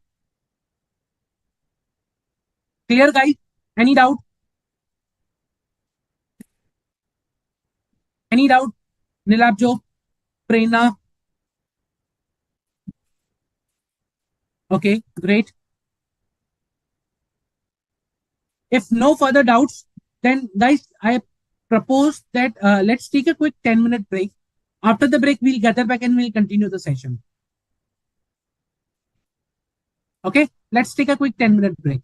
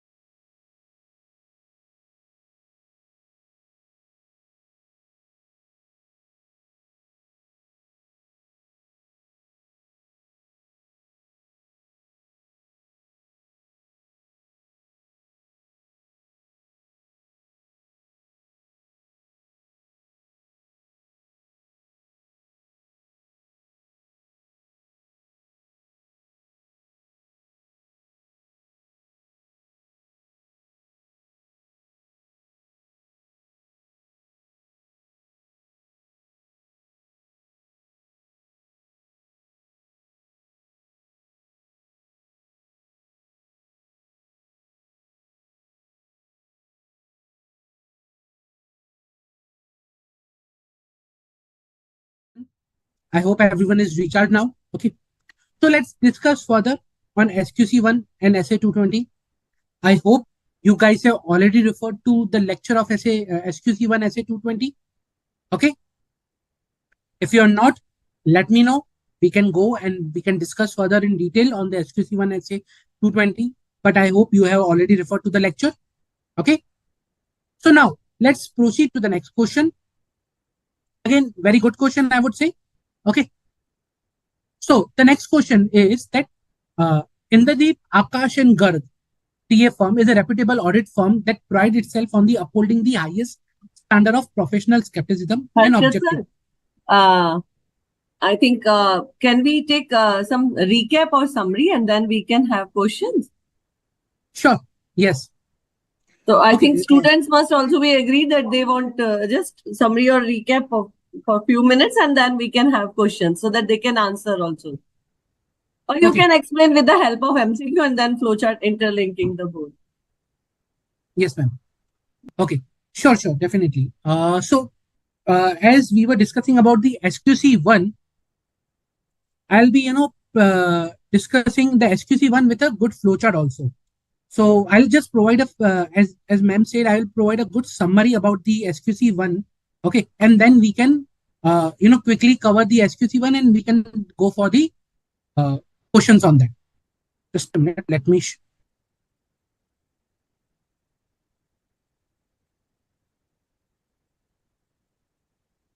So when it comes to the SQC1, guys, when we are discussing SQC1, basically we need to understand what SQC1 is all about. Okay, the elements that I was talking about of the SQC1 and how it is, relevant with respect to the quality control. Let me show you a good flowchart that I have prepared for you guys on SQC1.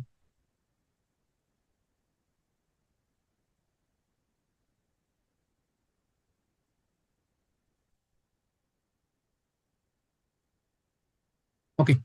So, as I told you, SQC1 deals with certain, elements. Now, the objective of the SQC1 is to provide the guidance for the firm that how the firm can implement a system of quality control for audits, for reviews, for other assurance related engagement. Now, when I talk about system of quality control, it can be, with respect to the procedures and the policies the firm can implement within themselves. Okay. So that the policies and procedures, when they are operating or when they are in working, they can provide that level of assurance that the firm is following the quality. The firm is, adhering the quality that is required. Now, SQC1 basically deals on some parameters. Okay. The parameters are leadership responsibility, ethical requirement, acceptance, continuance and client relationship, human resource, engagement quality review, control, and monitoring documentation. Now, what are these parameters basically? These parameters are, you can call it like as an area which for which the policies and procedures should be designed and implemented within the firm. For example, leadership responsibility. Now, when I talk about leadership responsibility, okay, so it's about, like the firm should design policies and procedures to promote a culture of a recognition that the quality is important or essential. The way we saw in the last example, remember that the firm was focusing more on the performance-based metrics like billable hours or client satisfaction rating.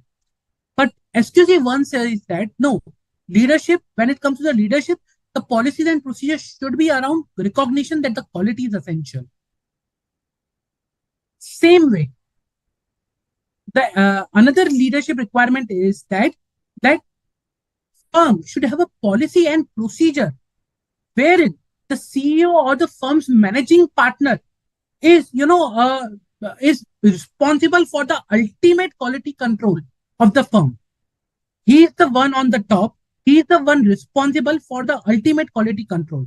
So the firm should have policies and procedures in that line. For example, in a lot of organizations, you have a, audit internal audit mandate and internal audit charter.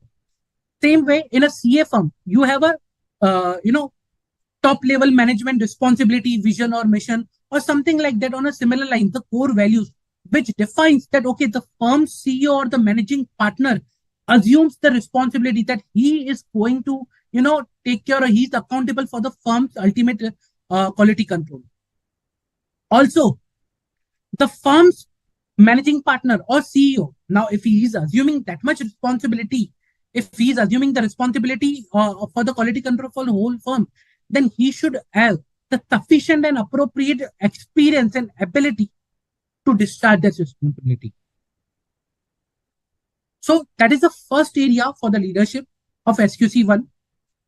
Second is the ethical requirement.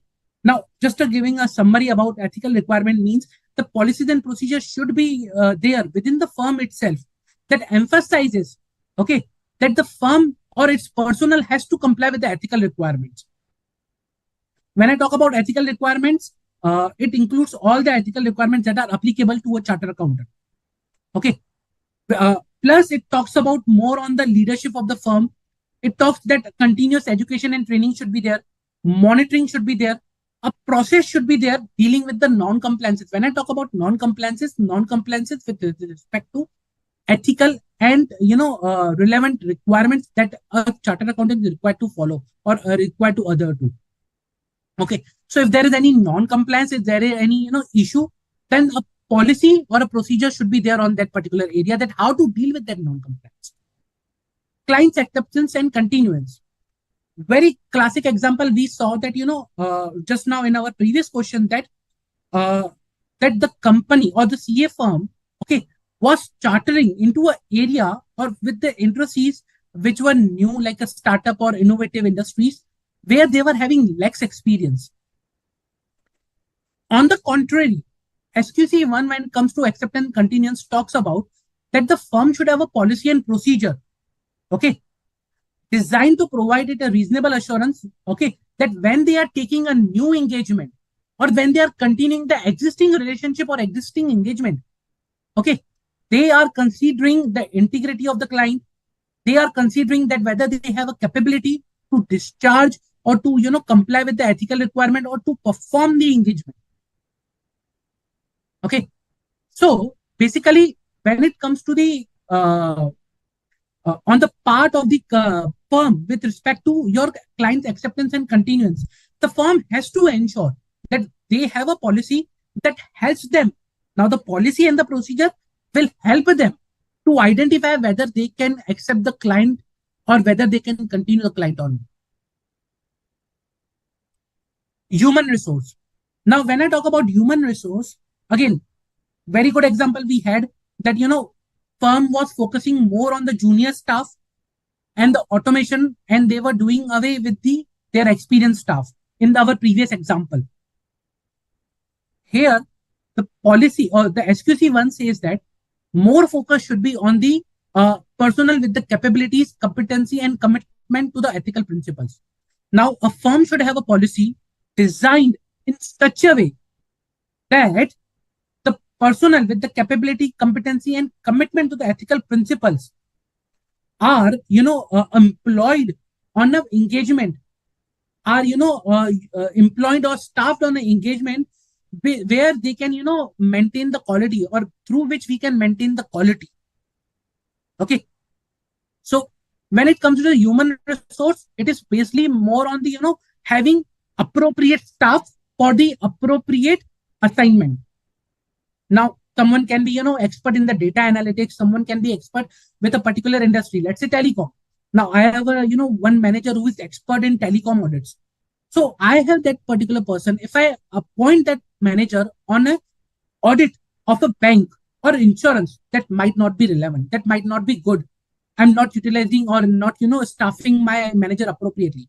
But if I staff him on the telecom audit, then I am placing the appropriate personnel on the appropriate assignment. Then it comes to the engagement quality control review. Now, when I talk about engagement quality control review, okay, EQCR, you might have already heard. So it talks about that the firm, again, the basic thing is, has policies and procedures so that, that firm should be able to appoint appropriate engagement quality control reviewers where required. Now, when I say where required, that means that for all the listed audit of listed financial statement, okay. So the SQC one says that for all the listed entities, audit of a listed entity, we should have a engagement quality control reviewer or any other criteria. Let's say it's a unlisted, but there are other criteria, risk metrics. A client is a riskier. It is dealing with the in an industry which is very publicly interested. For example, telecom. For example, bank. They might not be listed, but they are dealing into such environment or they are dealing with such industry where they have a lot of public interest involved, political connections involved, government reliance involved. So some set out the criteria. The policy should set out the criteria where, okay, the engagement quality control reviewer is necessary. Then we are talking about monitoring and documentation. Now, monitoring and documentation is something which is continuous activity. Okay. Continuous evaluation, continuous monitoring of the systems. Now, when I talk about monitoring of whatever you have done till now, leadership policies, ethical policies, procedures, acceptance continuous policy procedure, human resource, engagement quality control review. Okay. All these policies and procedures. So there should be a policy and procedure, a system that is monitoring and documenting. Okay. That is monitoring and documenting, okay, how the other systems policy controls are moving, whether they are operating effectively or not.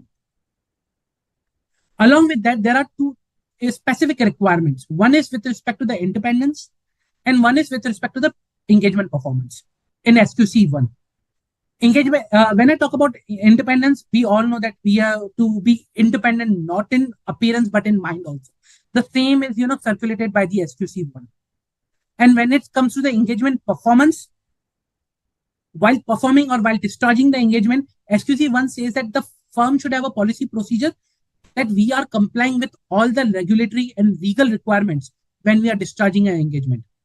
And if there is any issue, the engagement partner should be sufficient enough or should have a system or policy enough to report the non-compliance. Now, this is the background about the SQC1, basically. Same way, we'll have a summary on the SA220 also. Now, SA220, when I talk about SQC1, basically, SQC1 deals with all the type of engagements, not only audit, but all the type of engagement it deals with. When I talk about SA220, SA220 deals with the audit of a financial statement. It's a specific standard applicable to the audit of financial statement. Okay. Now, just to provide a quick summary of SA220 also. When I talk about SA220, it's a replica, it's an application of a SQC1 again on an audit with respect to the audit. So we have a leadership responsibility, acceptance and continuance, engagement performance, engagement quality control review, monitoring and documentation, but all and everything from the point of view of audit of a financial statement. Okay. For example, when it comes to the leadership responsibility, earlier we were talking about quality control throughout the firm, policies and procedures throughout the firm. We are talking here about the overall quality of the audit. Leadership responsibility with respect to the overall quality of the audit. When I was talking about clients acceptance and continuance, I was talking about in SQC1 about all clients continuance and acceptance. But SA220, I'm talking about the audit engagement. Again, engagement performance, I'm again talking about audit reporting, audit performance. So it's an application of SQC only, an extension of SQC, but with respect to, you can say, for an audit of a financial statement. So this is the background, basically, I would say a summary of SQC1 and SA220. Any doubts, guys? Any questions on this?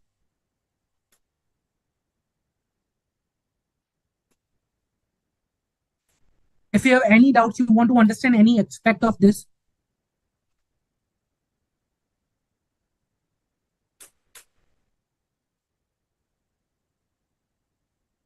Now, all good? So everything is clear, guys?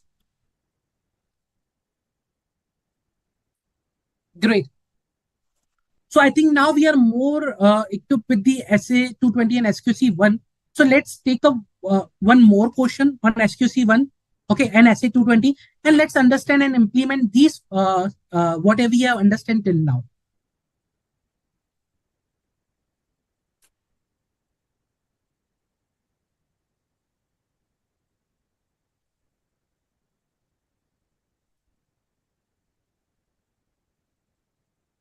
Okay. So very good question we have.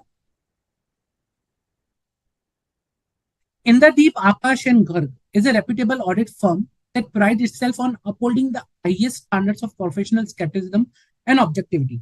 However, recent event has raised the concern about the firm adherence to consultation practices as outlined in SQC 1. During the audit of large financial institutions, the engagement team encountered a complex derivative instrument, okay, a complex derivative instrument with ambiguous valuation parameters. The team reached out to a partner in another department who has previously worked on a similar instrument. However, the partner provided informal advice without documenting the consultation or the rationale behind the recommendation. Now, this is the part one. Okay. So, after reading this, what do you think about what is not going correct as per the SQC one? What is the requirement of SQC one and what is not appropriate over here? Come on, guys.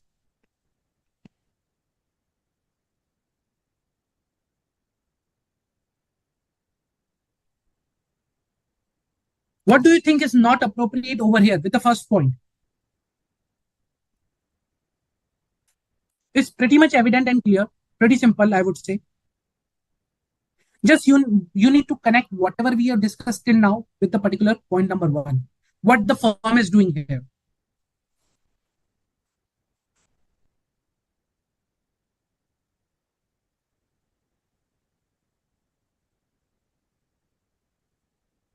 Anyone?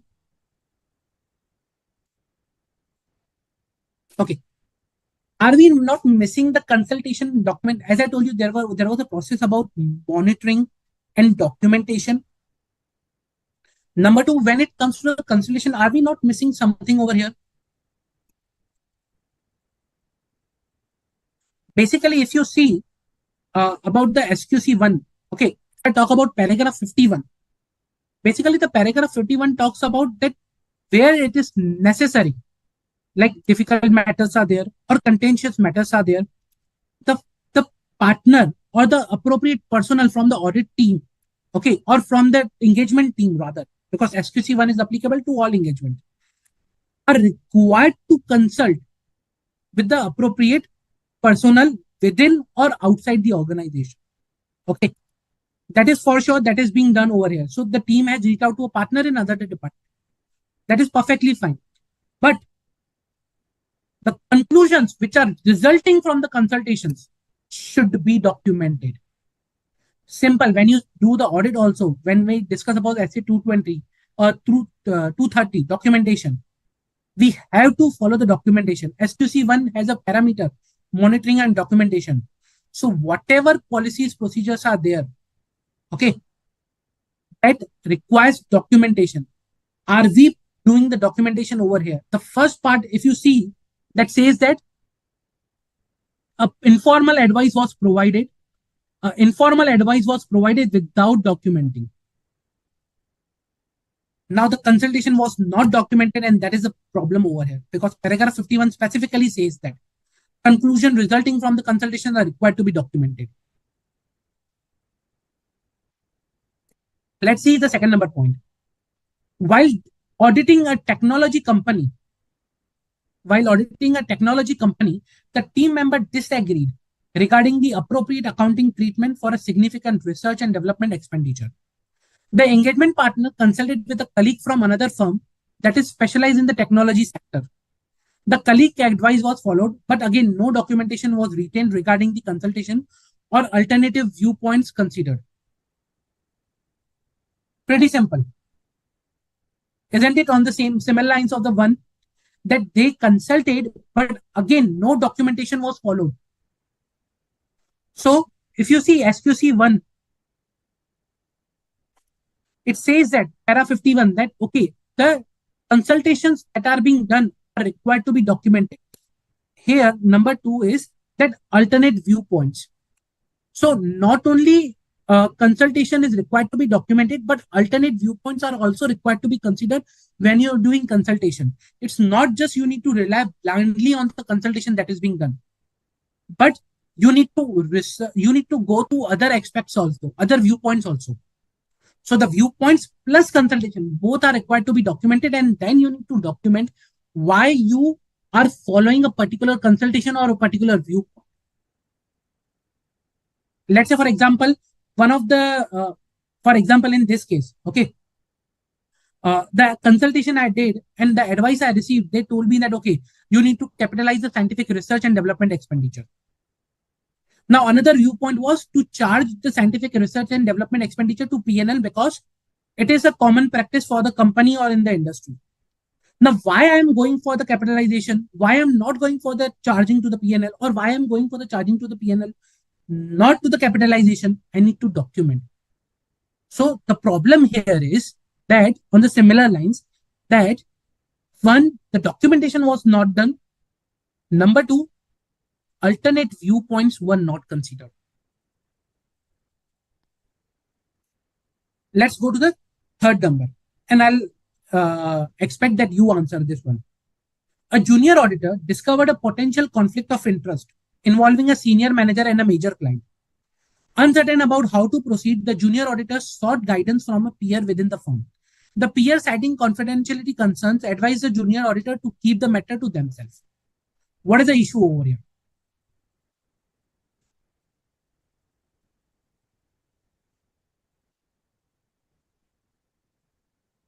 Come on, guys.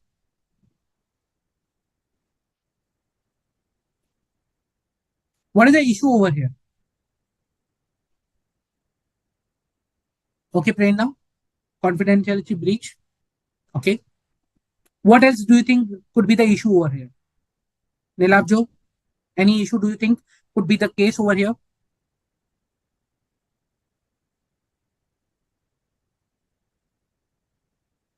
Anyone?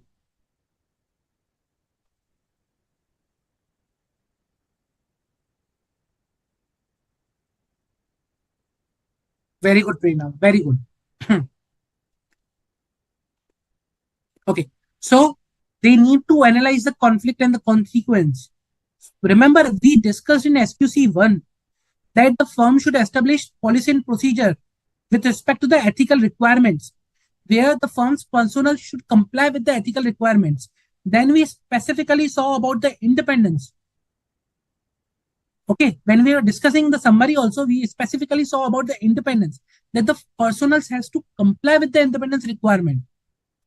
Now, over here, there is a conflict of interest involved. Could be an issue of the independence.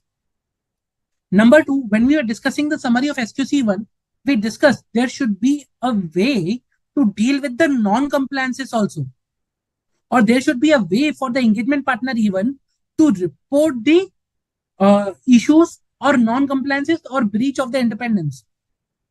Now, keeping the matter to themselves is not an appropriate procedure. You are not responding to the non-compliance appropriately as the SQC1 requires. As a result, citing confidentiality concern and keeping the matter to themselves is not appropriate. Rather, the junior staff should report the matter to the engagement partner, and engagement partner should take appropriate actions as per the policies and procedures which are there embedded in the firm as per the SQC1. Okay. So the issue over is confidentiality concerns that should not be considered, and auditor to keep the matter to themselves. This should not happen.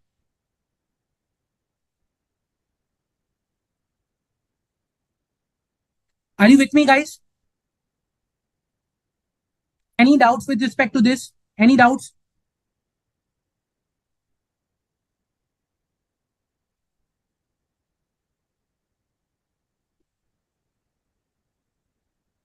Any doubt? Any questions or comments on this?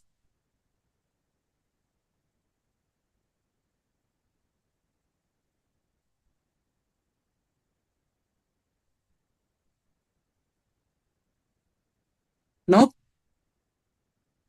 Okay. If no questions or comment, I have a very one good interesting question to discuss with. Okay, again on SA 220. So very good one.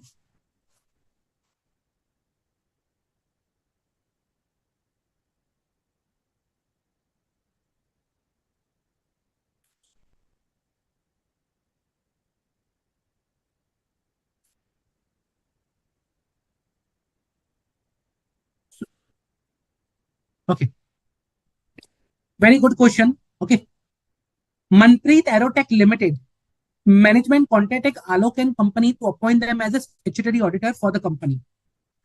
Before the appointment, Mr. Kunal, the new engagement manager who is there, reach out to Alok. He's the engagement partner in the Alok and company to understand the firm's requirement regarding the compliance with independence requirement. Okay, Mr. Alok explained to Mr. Kunal that engagement managers should form conclusion on the compliance with the engagement requirement that apply after accepting the engagement.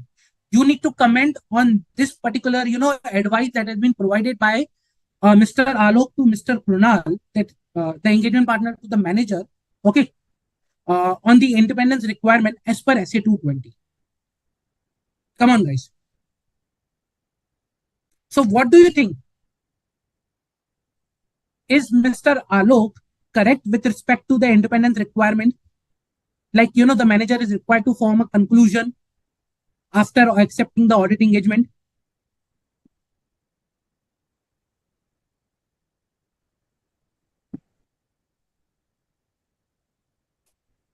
Come on, guys. What do you think on this?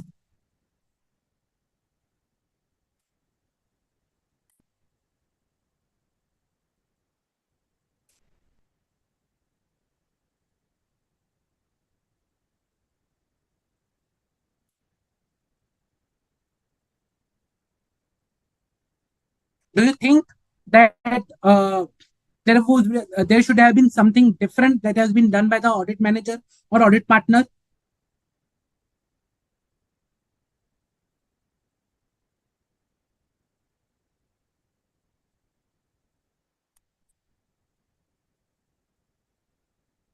Do you think that something different should have been done?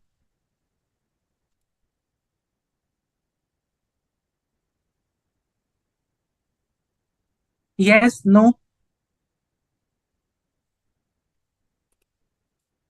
Okay, I'll discuss.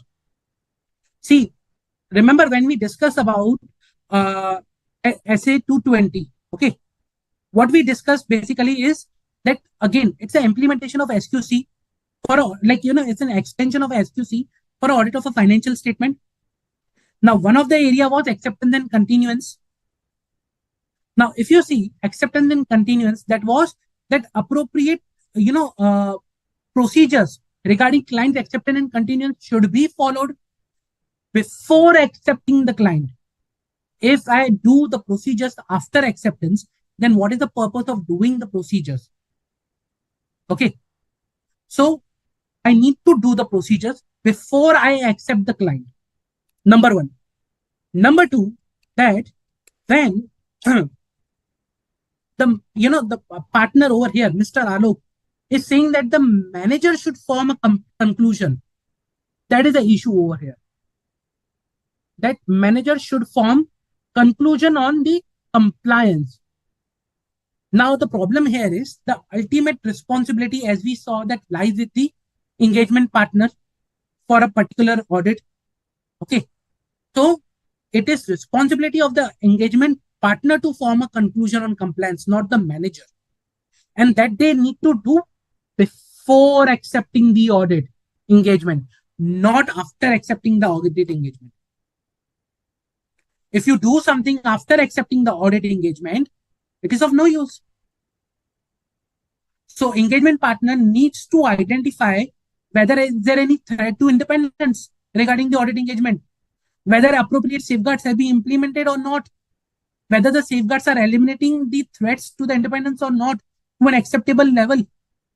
Okay. the engagement partner needs to report to the relevant person within the firm. Okay. Now, this relevant person within the firm is as per the policies and procedures established under SQC1. Now, engagement partner needs to report to the relevant person within the firm. Okay. That, okay, whether he can go with whether he can accept the engagement or continue the client relationship or not. Or if he is supposed to withdraw due to some threats to the independence or to the conflict of interest, then he need to consult within the firm legally first before withdrawing, whether he can withdraw or not, because there could be restrictions. Could be some compliance requirement before withdrawing from the engagement. So accordingly, it's a responsibility of the engagement partner, not of the engagement manager, and that is required to be done before, not after. Are you guys clear with me?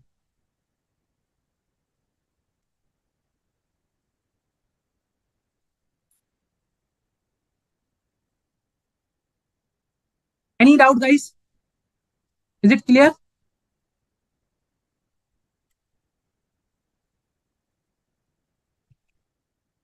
Yes, no?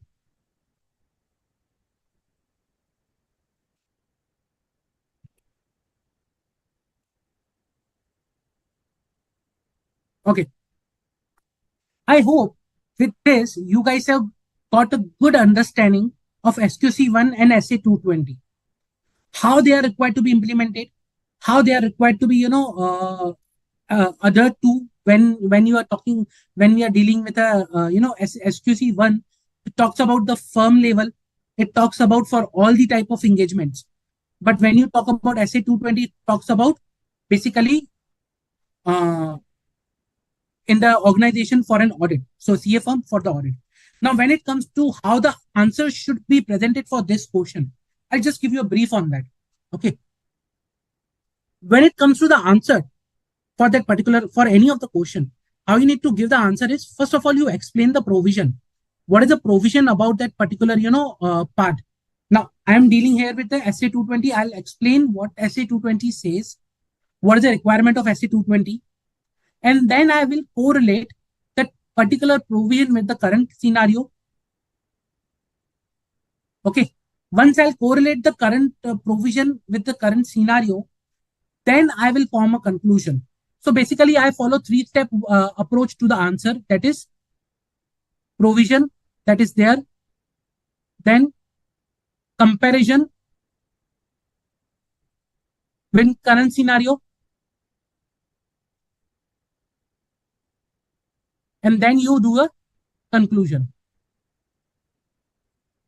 So when I say comparison with the current scenario, it's about the how you are implementing the particular provision, okay, with respect to the current scenario.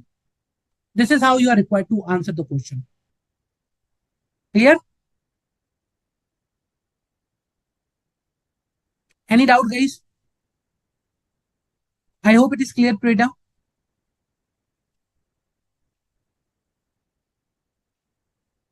Okay. If it is good, then guys, you might have understood the application of SQC1 and SA220 now. I hope with this. Also, at later point in time, also, if you have any doubt with the SQC1, you can let me know. You can let us know. We can take up that particular topic or doubt if you have further. Now, moving ahead with respect to chapter number 2, that is general auditing principles and auditing responsibility. As I told you, it covers certain essays. Okay. For example, essay 240, 250, 260, 99, and 402. Let's have a discussion on a quick summary of 240, 250, 260, and then we will proceed with the questions. Okay. So let's have a quick discussion.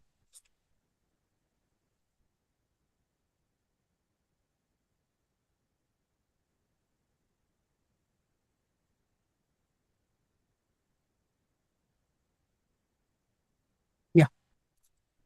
Yes, Prem. It could be, let's say, for example, as you were saying that, you would have written essay 210 instead of 220, but you need to think about, okay, what this pertains to actually. Essay 220 talks about agreeing the terms and conditions. Here, the advice is being given by the engagement partner that engagement manager should perform this. What is required to be performed and how is required to be performed?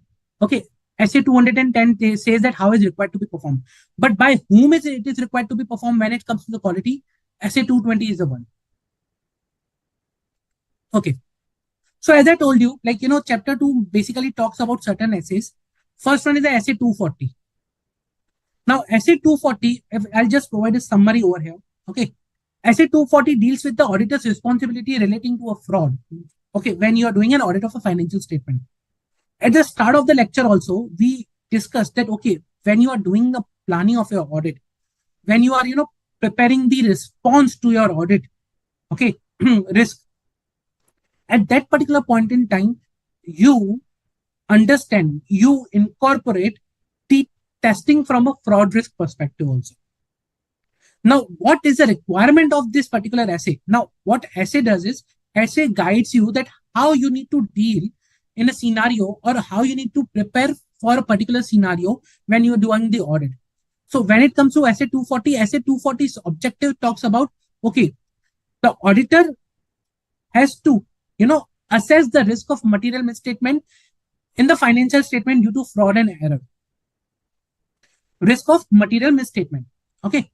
Now, when it comes to the auditor's responsibility, auditor has to maintain professional skepticism throughout the audit with respect to the risk of material misstatement in the financial statement due to fraud or error.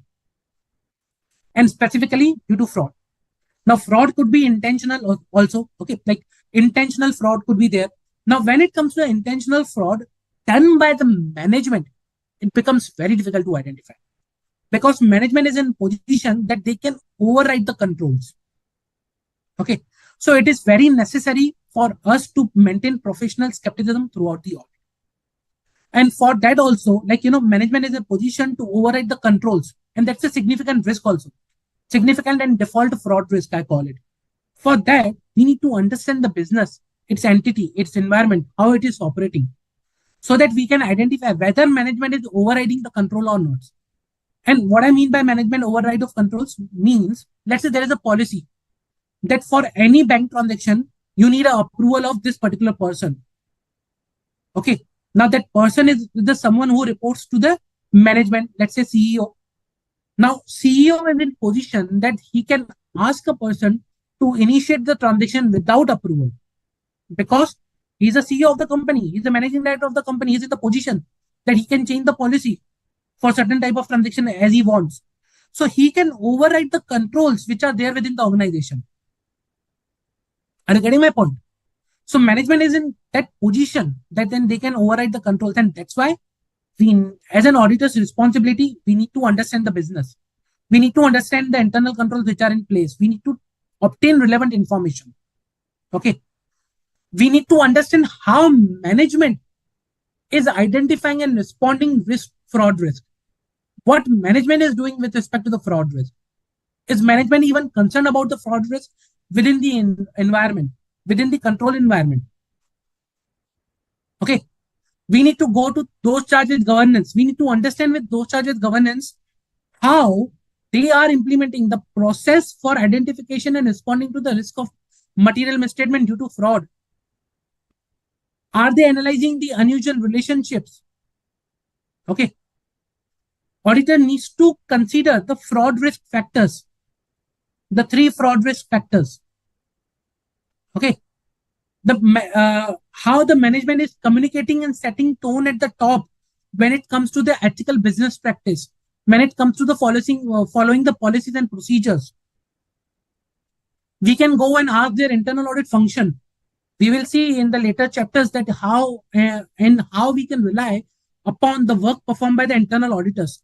But if the internal auditors have done any work on the fraud risk or on the fraud identification, investigation, or whatever area which is relevant over here, we can go to the internal audit and we can ask them, okay, what is your opinion? What you have identified with respect to the fraud risk?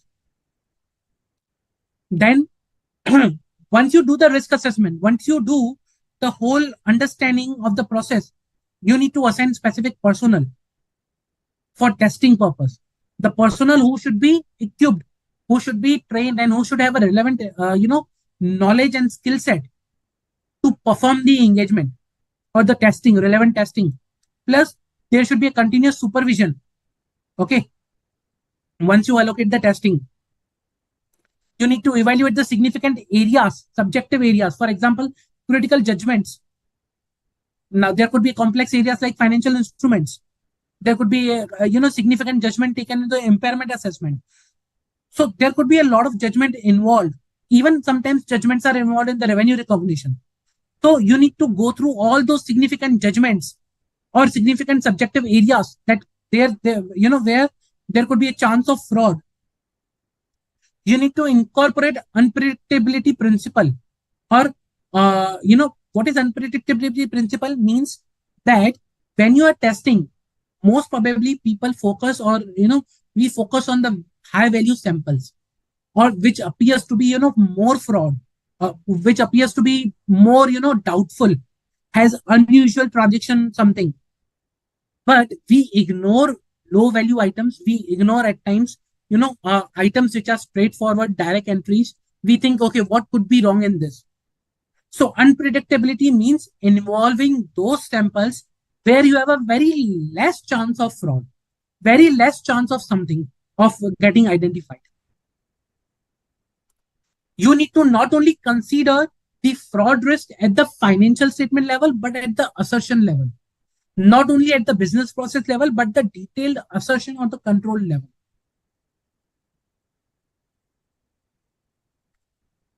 Okay. Then when it comes to the, as I had already discussed, fraud risk due to management override of control. So if there is a fraud risk with respect to management override of control, which is a default fraud risk, we understand that management in this position, what do we need to do? We need to test journal entries. We need to test management estimate made at the year end. Okay. Inquire about unusual journal entries. Inquire about unusual, transactions with some related parties, or transactions which might not be done on the arm's length price. Again, we will discuss that in when we will discuss the related party testing. We will test non-recurring transactions which are not happening or not within the business process, but they are something, unique, one of the kind of transactions. We may need to perform analytical procedures, okay, to understand the fraud risk, to understand, the implication of the fraud risk. Another area with respect to the fraud risk, we say, is a revenue recognition.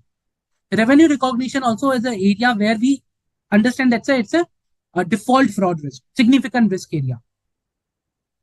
And if auditor is not able to continue due to any of the reasons, like if they are not able to get the data, or the management or those charged with governance are not cooperating, okay, then auditor first needs to understand what is his responsibility, legal liabilities with respect to withdrawing from the engagement. What will be the implication if whether he can withdraw or he cannot? Okay, if he decides to withdraw, he needs to communicate to those charged with governance. Okay, he needs to communicate with the appropriate person within the organization. And if he cannot withdraw, then what will be the implication on the audit opinion of unavailability of the information or the data, evidence that he looks for? Are you guys with me on this?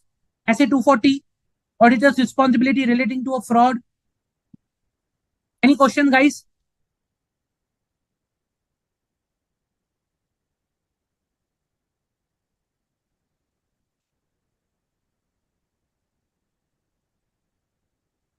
Okay. Any questions? Clear?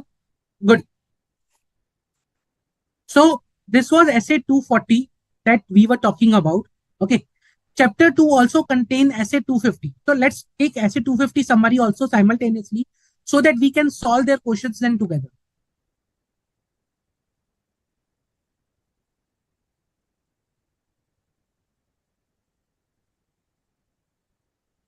Okay. So let's talk about SA 250. Now, remember when we started the discussion, we discussed about two important elements. One was the fraud, one was the laws and regulations. Okay. So when I talk about SA 250 laws and regulations, it deals with the auditor's responsibility. Okay. Regarding consideration of a laws and regulations. Now, laws and regulations could be of two types. One, which have a direct effect. Okay. Direct implication on the financial statement, on the preparation and disclosure of a financial statement. Okay. Another is the laws and regulations which do not have a direct impact on the financial statement, but the non-compliance of which can result in such a penalty, or non-compliance of which can result in a scenario wherein the entity particularly or the organization could suffer huge penalties, fines, or they can end up closing their business. So it can impact the going concern also. One, direct impact laws and regulations. Second, indirect impact laws and regulations. But indirect impact, which should have an indirect material impact. Okay. Now, what is the responsibility of the auditor? What auditor has to do with that? So, while auditing the financial statement, okay, while preparing the plan, auditor needs to understand which laws and regulations are applicable to this particular entity. What is the possible effect of these laws and regulations on the financial statement? For example, I'll give you a classic example. Let's say if I'm doing an audit of a bank, I know there's a Banking Regulation Act. There are RBI guidelines which drive the reporting requirement, financial related disclosures, or some specific accounting treatment for some specific items. So these are the laws and regulations which have a direct effect to the bank. But let's say any other law or regulation. Okay. Let's say, for example, company manufacturing some products. Okay. Now, for them, environmental laws may not have a direct impact, but environmental laws penalty could be of such nature that it can impact the going concern of the entity. So we need to understand what are the laws and regulations applicable to the entity. What are their possible effects on the financial statement? Okay. Is there any suspected non-compliance till now I have identified as an auditor? Or I will ask management, have you seen any non-compliance till now? Or do you suspect, is there any non-compliance? Okay. Then if I identify or suspect a non-compliance, I need to perform additional procedures. Okay. I need to inquire, I need to check the correspondence. I need to remain alert for the further non-compliances or non-compliances in the similar area. Okay. I need to obtain management representation letter. Okay. Whether they are aware of any non-compliance or not. So I need to perform some additional procedures based on the area in which the non-compliance has been identified. And if I'm not able to get appropriate details, then I need to evaluate what could be the impact on my audit opinion. If I am not able to, in a position, I'm not in a position to continue the engagement. In that case, I may also think of withdrawing from the engagement, provided the legal requirements or the regulations or the guidelines permit me. In certain scenarios, there could be a requirement that you need to issue quarterly financial statement. You need to issue limited review report on a quarterly financial statement before withdrawing from the engagement. And accordingly, I need to communicate to those charged with governance. So this was a summary about SA 250. Clear, guys? Are you with me?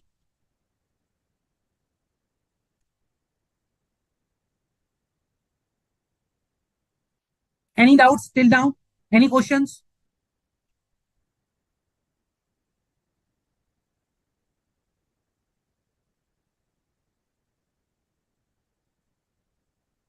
Any doubt or question, guys?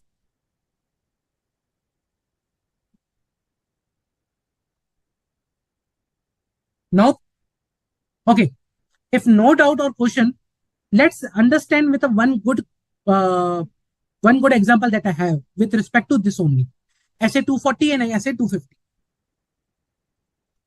Very interesting example and question, I would say.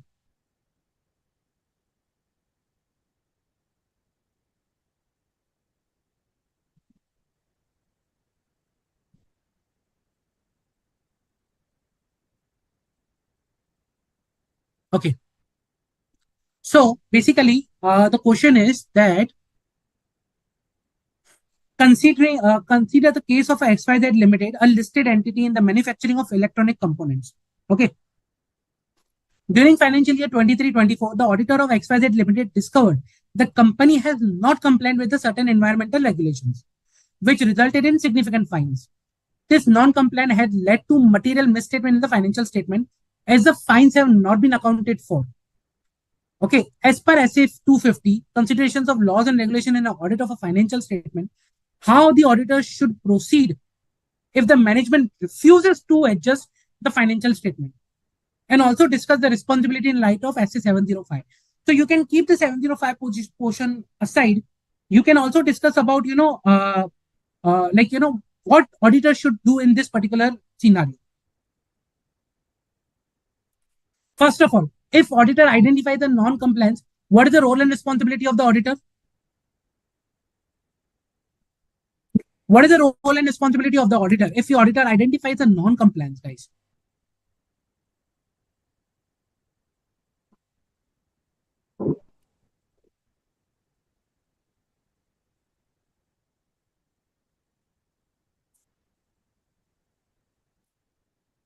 Anyone? Correct. Very good, Prerna. Yes. So I need to first, as I discussed, communicate to the management. Okay. That, okay, management, I have identified a non-compliance with your environmental regulations, which has already resulted you a significant fines. Now you are not accounted for the significant fines in your books of account. That is a misstatement. Now this misstatement, either you rectify, either you account for the fines by making a provision. If you are not accounting the fines or you are not making the provision, which is the current case that the management refuses to adjust, then what I need to do? I need to, as you correctly said, Prerna, I need to consider the impact on the financial statement and the opinion that I'm issuing. Very important part. I need to consider the impact on my opinion. If I'm issuing an opinion, what should be the type of qualification it should be? Should I issue a qualified opinion? Can I, or do I need to issue an adverse opinion?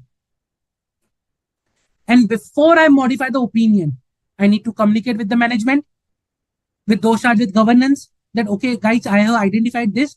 You are not rectifying it. And because of this, there could be a qualification or there could be an adverse opinion. Okay. So if management refuses, either issue a qualified opinion or an adverse opinion based on the nature, like the materiality and the pervasiveness of the your qualification or observation or misstatement. Second, if you think that, okay, you won't be able to provide appropriate opinion, or even adverse opinion is not sufficient reason, because this is a very material and crucial thing for the company, and it is impacting a lot of disclosures, because a company is operating in such an environment where compliance with the laws is very crucial. Okay, and it impacts a lot of disclosure requirement. Then you may also consider withdrawing from the engagement, provided other rules and regulations or liabilities permit. Okay, so if other rules regulations permit, you can also think of withdrawing, but for that you need to consult within the firm. You need to consult with the legal, whether you can withdraw or not. You need to appropriately communicate to the management, and accordingly you need to consider the option. Clear? Any doubt, guys, with respect to this?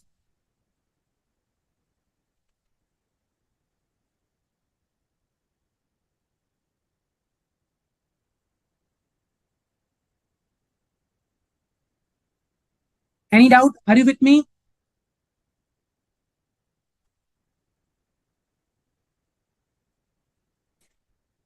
So, Viraj, should the auditor report to central government? Now, see, is there a requirement? So, we need to understand from laws and regulations point of view. Some laws contain, for example, Companies Act. Okay, Companies Act has specific provisions which requires auditor to report, issues with respect to the fraud or suspected fraud to the central government. We need to understand what is the law or regulation for which the non-compliance is there. and what is the responsibility of the auditor defined within that law or regulation. And accordingly, we need to take the appropriate step. So, is there a direct answer to this that auditor should report to central government? Answer is no. That totally depends upon the law or regulation. And what is the responsibility of auditor under that law or regulation?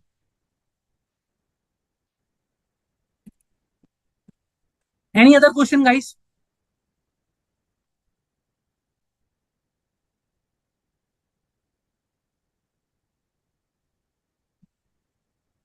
No? Okay. No questions? Let's proceed to the next question. Again, on the similar lines, very good one.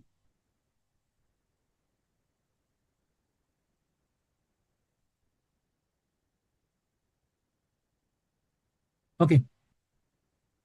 You are the audit manager observing the audit of Zenith Pharmaceuticals Limited, a leading pharmaceutical company in India. During the audit for year ended 31st March 2024, you encountered the following situations. Number one, an anonymous whistleblower emails and alleges that the ZPL, that's the Zenith Pharmaceutical Limited, has been engaged in unethical marketing practice, including offering kickbacks to doctors and hospitals to promote the company's product. The email further claims that these practices were widespread and have been ongoing for several years. These kind of arrangement, if substantiated, are illegal and violates the laws and regulations that apply to pharmaceutical companies. Second, ZPL's management has initiated internal investigation into the allegations. However, the investigation is still going on and findings are yet to be finalized. Third, the whistleblower email also alleged that the kickbacks have been recorded as a marketing expense in the company's books, potentially leading to a misstatement of a financial statement. Now, based on this information, as an auditor, what you will do? Now, the management has shared this whistleblower complaint with you. What you will do? You are, let's say, assume you are the auditor on that particular company. You just receive this particular information that the whistleblower complaint has been received. This is the content of whistleblower complaint. Now, what you will do? What audit procedures you will perform?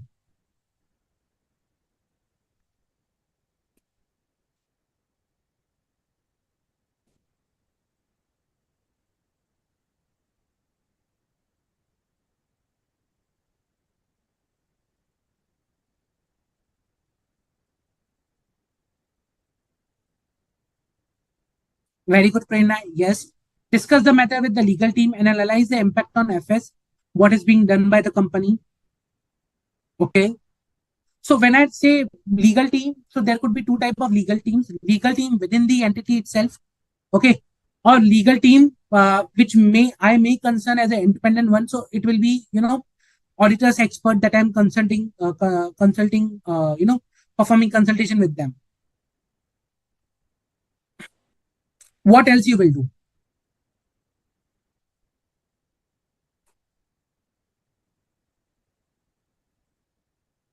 Come on, guys.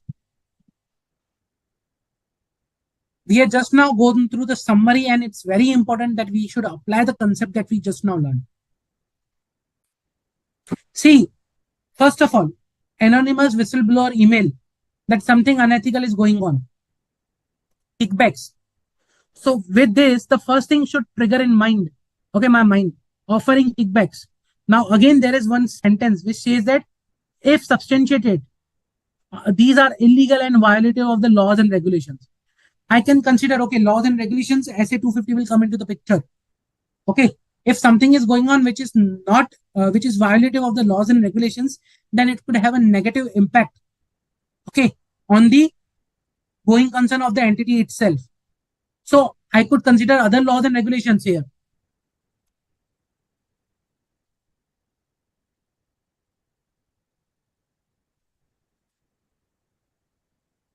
Other laws and regulations over here.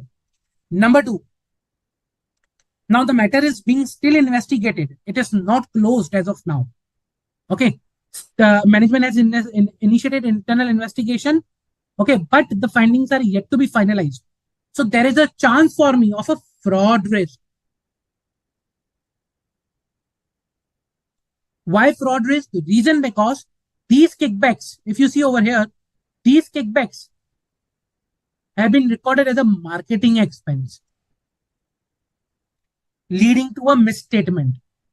Now, if these allegations are substantiated, then there is a misstatement in the financial statement. Okay. As a result, there is a fraud risk also present, that the marketing expense are not appropriately reported. So what I need to do, first of all, when I talk about other laws and regulations, I need to follow SA 250. I need to check whether there is a non-compliance with laws and regulations or not. If there is a suspected non-compliance also, I need to understand whether that is an actual or not. And if actual, then what would be the implication of non-compliance on the entities working or going concern? Now, when I talk about fraud risk, I need to follow SA 240. SA 240 says that if you identify there is a fraud risk in a particular area, I will perform additional testing. I will ask management, how you are sure that how you are dealt with this particular fraud risk, what you are doing with respect to the marketing expense, how you are sure that the marketing expense doesn't contain kickbacks. Same questions I will ask from those charged with governance. Those charged with governance, how you are sure that the marketing expense doesn't contain kickbacks. So I will follow SA 240. I will understand, okay, I will perform additional procedures to gather more audit evidence, whether there is a material misstatement present or not. And accordingly, I need to perform procedures, okay, which may include assessing the credibility of the information that we have received in the whistleblower. I need to discuss with the management. As correctly said, Prerna, I need to consult with the legal, I need to have a legal advice. Even I can hire an expert. Okay. And if I hire an expert, again, there is a separate standard, I will be complying with that. With respect to SA 240, I need to review internal investigation findings. So I'll ask management, when you will be completing your findings, when you will be completing your investigations. I will inquire management and other personnel. Okay, what do you think about this? Do you think any such thing is going on? Let's say marketing expense. So let's say kickback is happening, okay, in a particular marketing department. I will go and ask procurement department. I'll go and ask finance department. Do you heard anything about from marketing department, or someone is doing something in marketing department like this way? Then I will examine the supporting documents of marketing expense. Then I will perform analytical procedure. What was the marketing expense in previous year? What is the marketing expense in the current year? Month on month trend analysis. And I will, if required, may appoint a forensic specialist. So this is something I will perform based on SA 250 and 240. Clear, guys? Are you with me?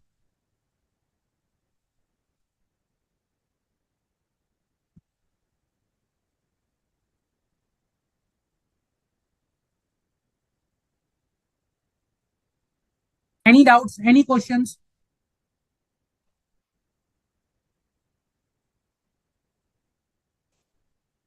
And yes, if you have the material misstatement identified, you need to consider the impact of the material misstatement on your audit report. Whether management is ready to rectify, management is ready to report in their financial statement. What could be the disclosure related misstatement? All those things we need to consider. Any doubt, guys? Any questions?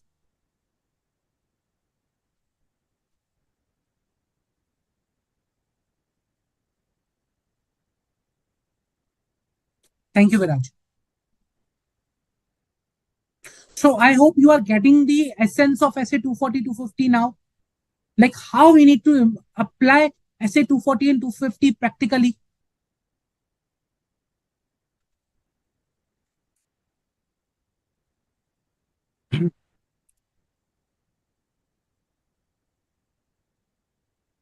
Okay. So there is, thank you. Yeah. Okay. So again, when it comes to the, reporting reporting to the central government, I would suggest, see, again, it depends upon the, specific law which is being violated. If there is a requirement in the pharmaceutical laws and regulations that auditor has to report to the central government or any specific authority, even, okay, then that the auditor has to comply along with all these things. let's say, for example, we have a requirement in Companies Act with respect to the fraud risk, or with respect to suspected fraud. Section 143. 3. Remember? Section 143 is there in the Companies Act. So again, that depends upon the amount and nature of the fraud, amount of the fraud that is involved. And accordingly, I need to either report to the central government or I need to follow another procedure. So we'll come on that part also when we'll discuss in detail about the requirement of Section 143. But yes, so these are the steps that are required to be taken.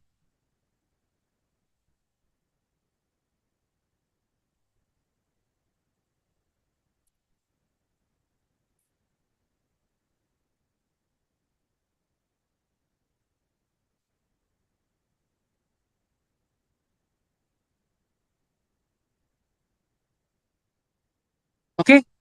So this is the way we need to deal with a scenario with respect to the SA 240 and SA 250. And when it comes to the answer, again, as I told you, you need to first explain the provision and compare with the current case, and then you need to give a conclusion. Same way for 240 perspective also, deal with the provision, give the comparison with the current scenario, and then give your conclusion. Okay. So this is how you need to answer also, write your answer.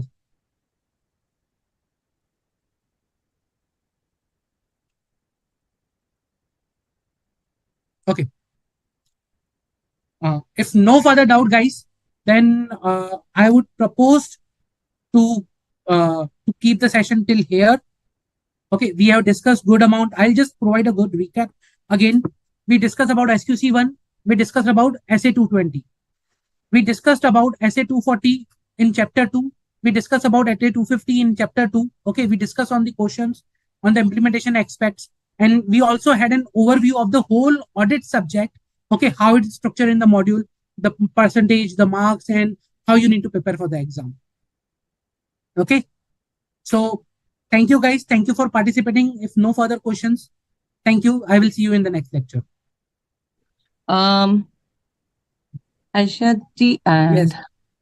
yeah, we are live now. Yes, yes, ma'am. Yeah. So, students, this is CA Karuna Bhansali, Board of Studies faculty, and as you know that today is our first session, right? And Harsha sir has already taken you through the whole syllabus, that how many chapters we are having, how many modules we are having, and how to study that also he explained you very nicely. And I hope you all have seen the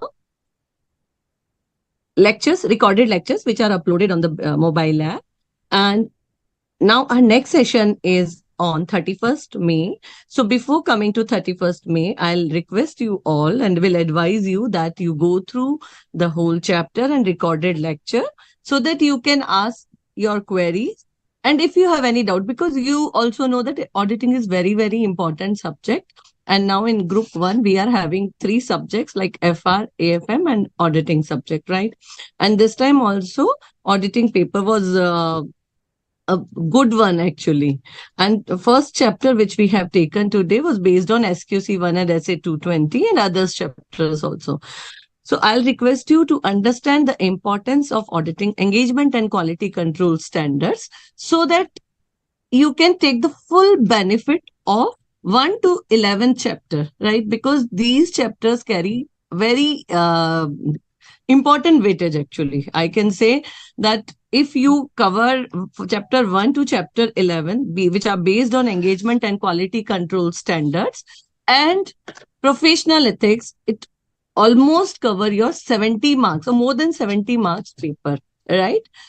So I'll request you to go through each and every concept in detail, in depth, assuming as you are going for audit, how you will pursue, how you will proceed further, right? So understand the importance of engagement and quality control standard and study in depth so that you can understand and apply your knowledge when you are attending paper in the examination. So today, sir has given you overview of whole syllabus and explained you the importance of each and every standard, how we generally apply that auditing standard when we are going for audit. So I will suggest you all to understand why the standard is important, and you just go through all the lectures which are uploaded, read the chapter carefully, so that in next class the class will be more interactive one, and you can ask your doubts even for today's session also, right? In case if you have any doubt, in last half an hour I'll also be accompanying Harshad sir, so you can ask, if any doubt, you can ask me also, right? So with this, I just want to tell you, understand the importance, because these topics are very important and crucial. And right now we are having time, so that if we start studying now itself in detail and in depth, definitely we will be able to perform better. Then second, very important thing is, after studying, after viewing the recorded lecture, after covering the concept, I'll request you all to do writing practice. Okay? So chapter 1, 2, 3, and in next session also chapters which we are going to cover of those standards based question, you do writing practice also. You attend the question, you apply your knowledge, and then check whether you are in right direction or not, and what kind of difficulty you're facing, you can get back to us. Okay, section wise, skill wise weightage is uploaded on ICAI BOS knowledge portal, ICAI website. So you can visit there and you can see that. Okay.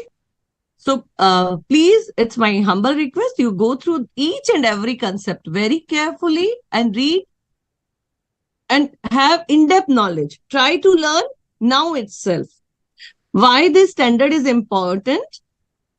And like sir has already shown you in form of flowchart, and we have done practice of MCQs and questions as well.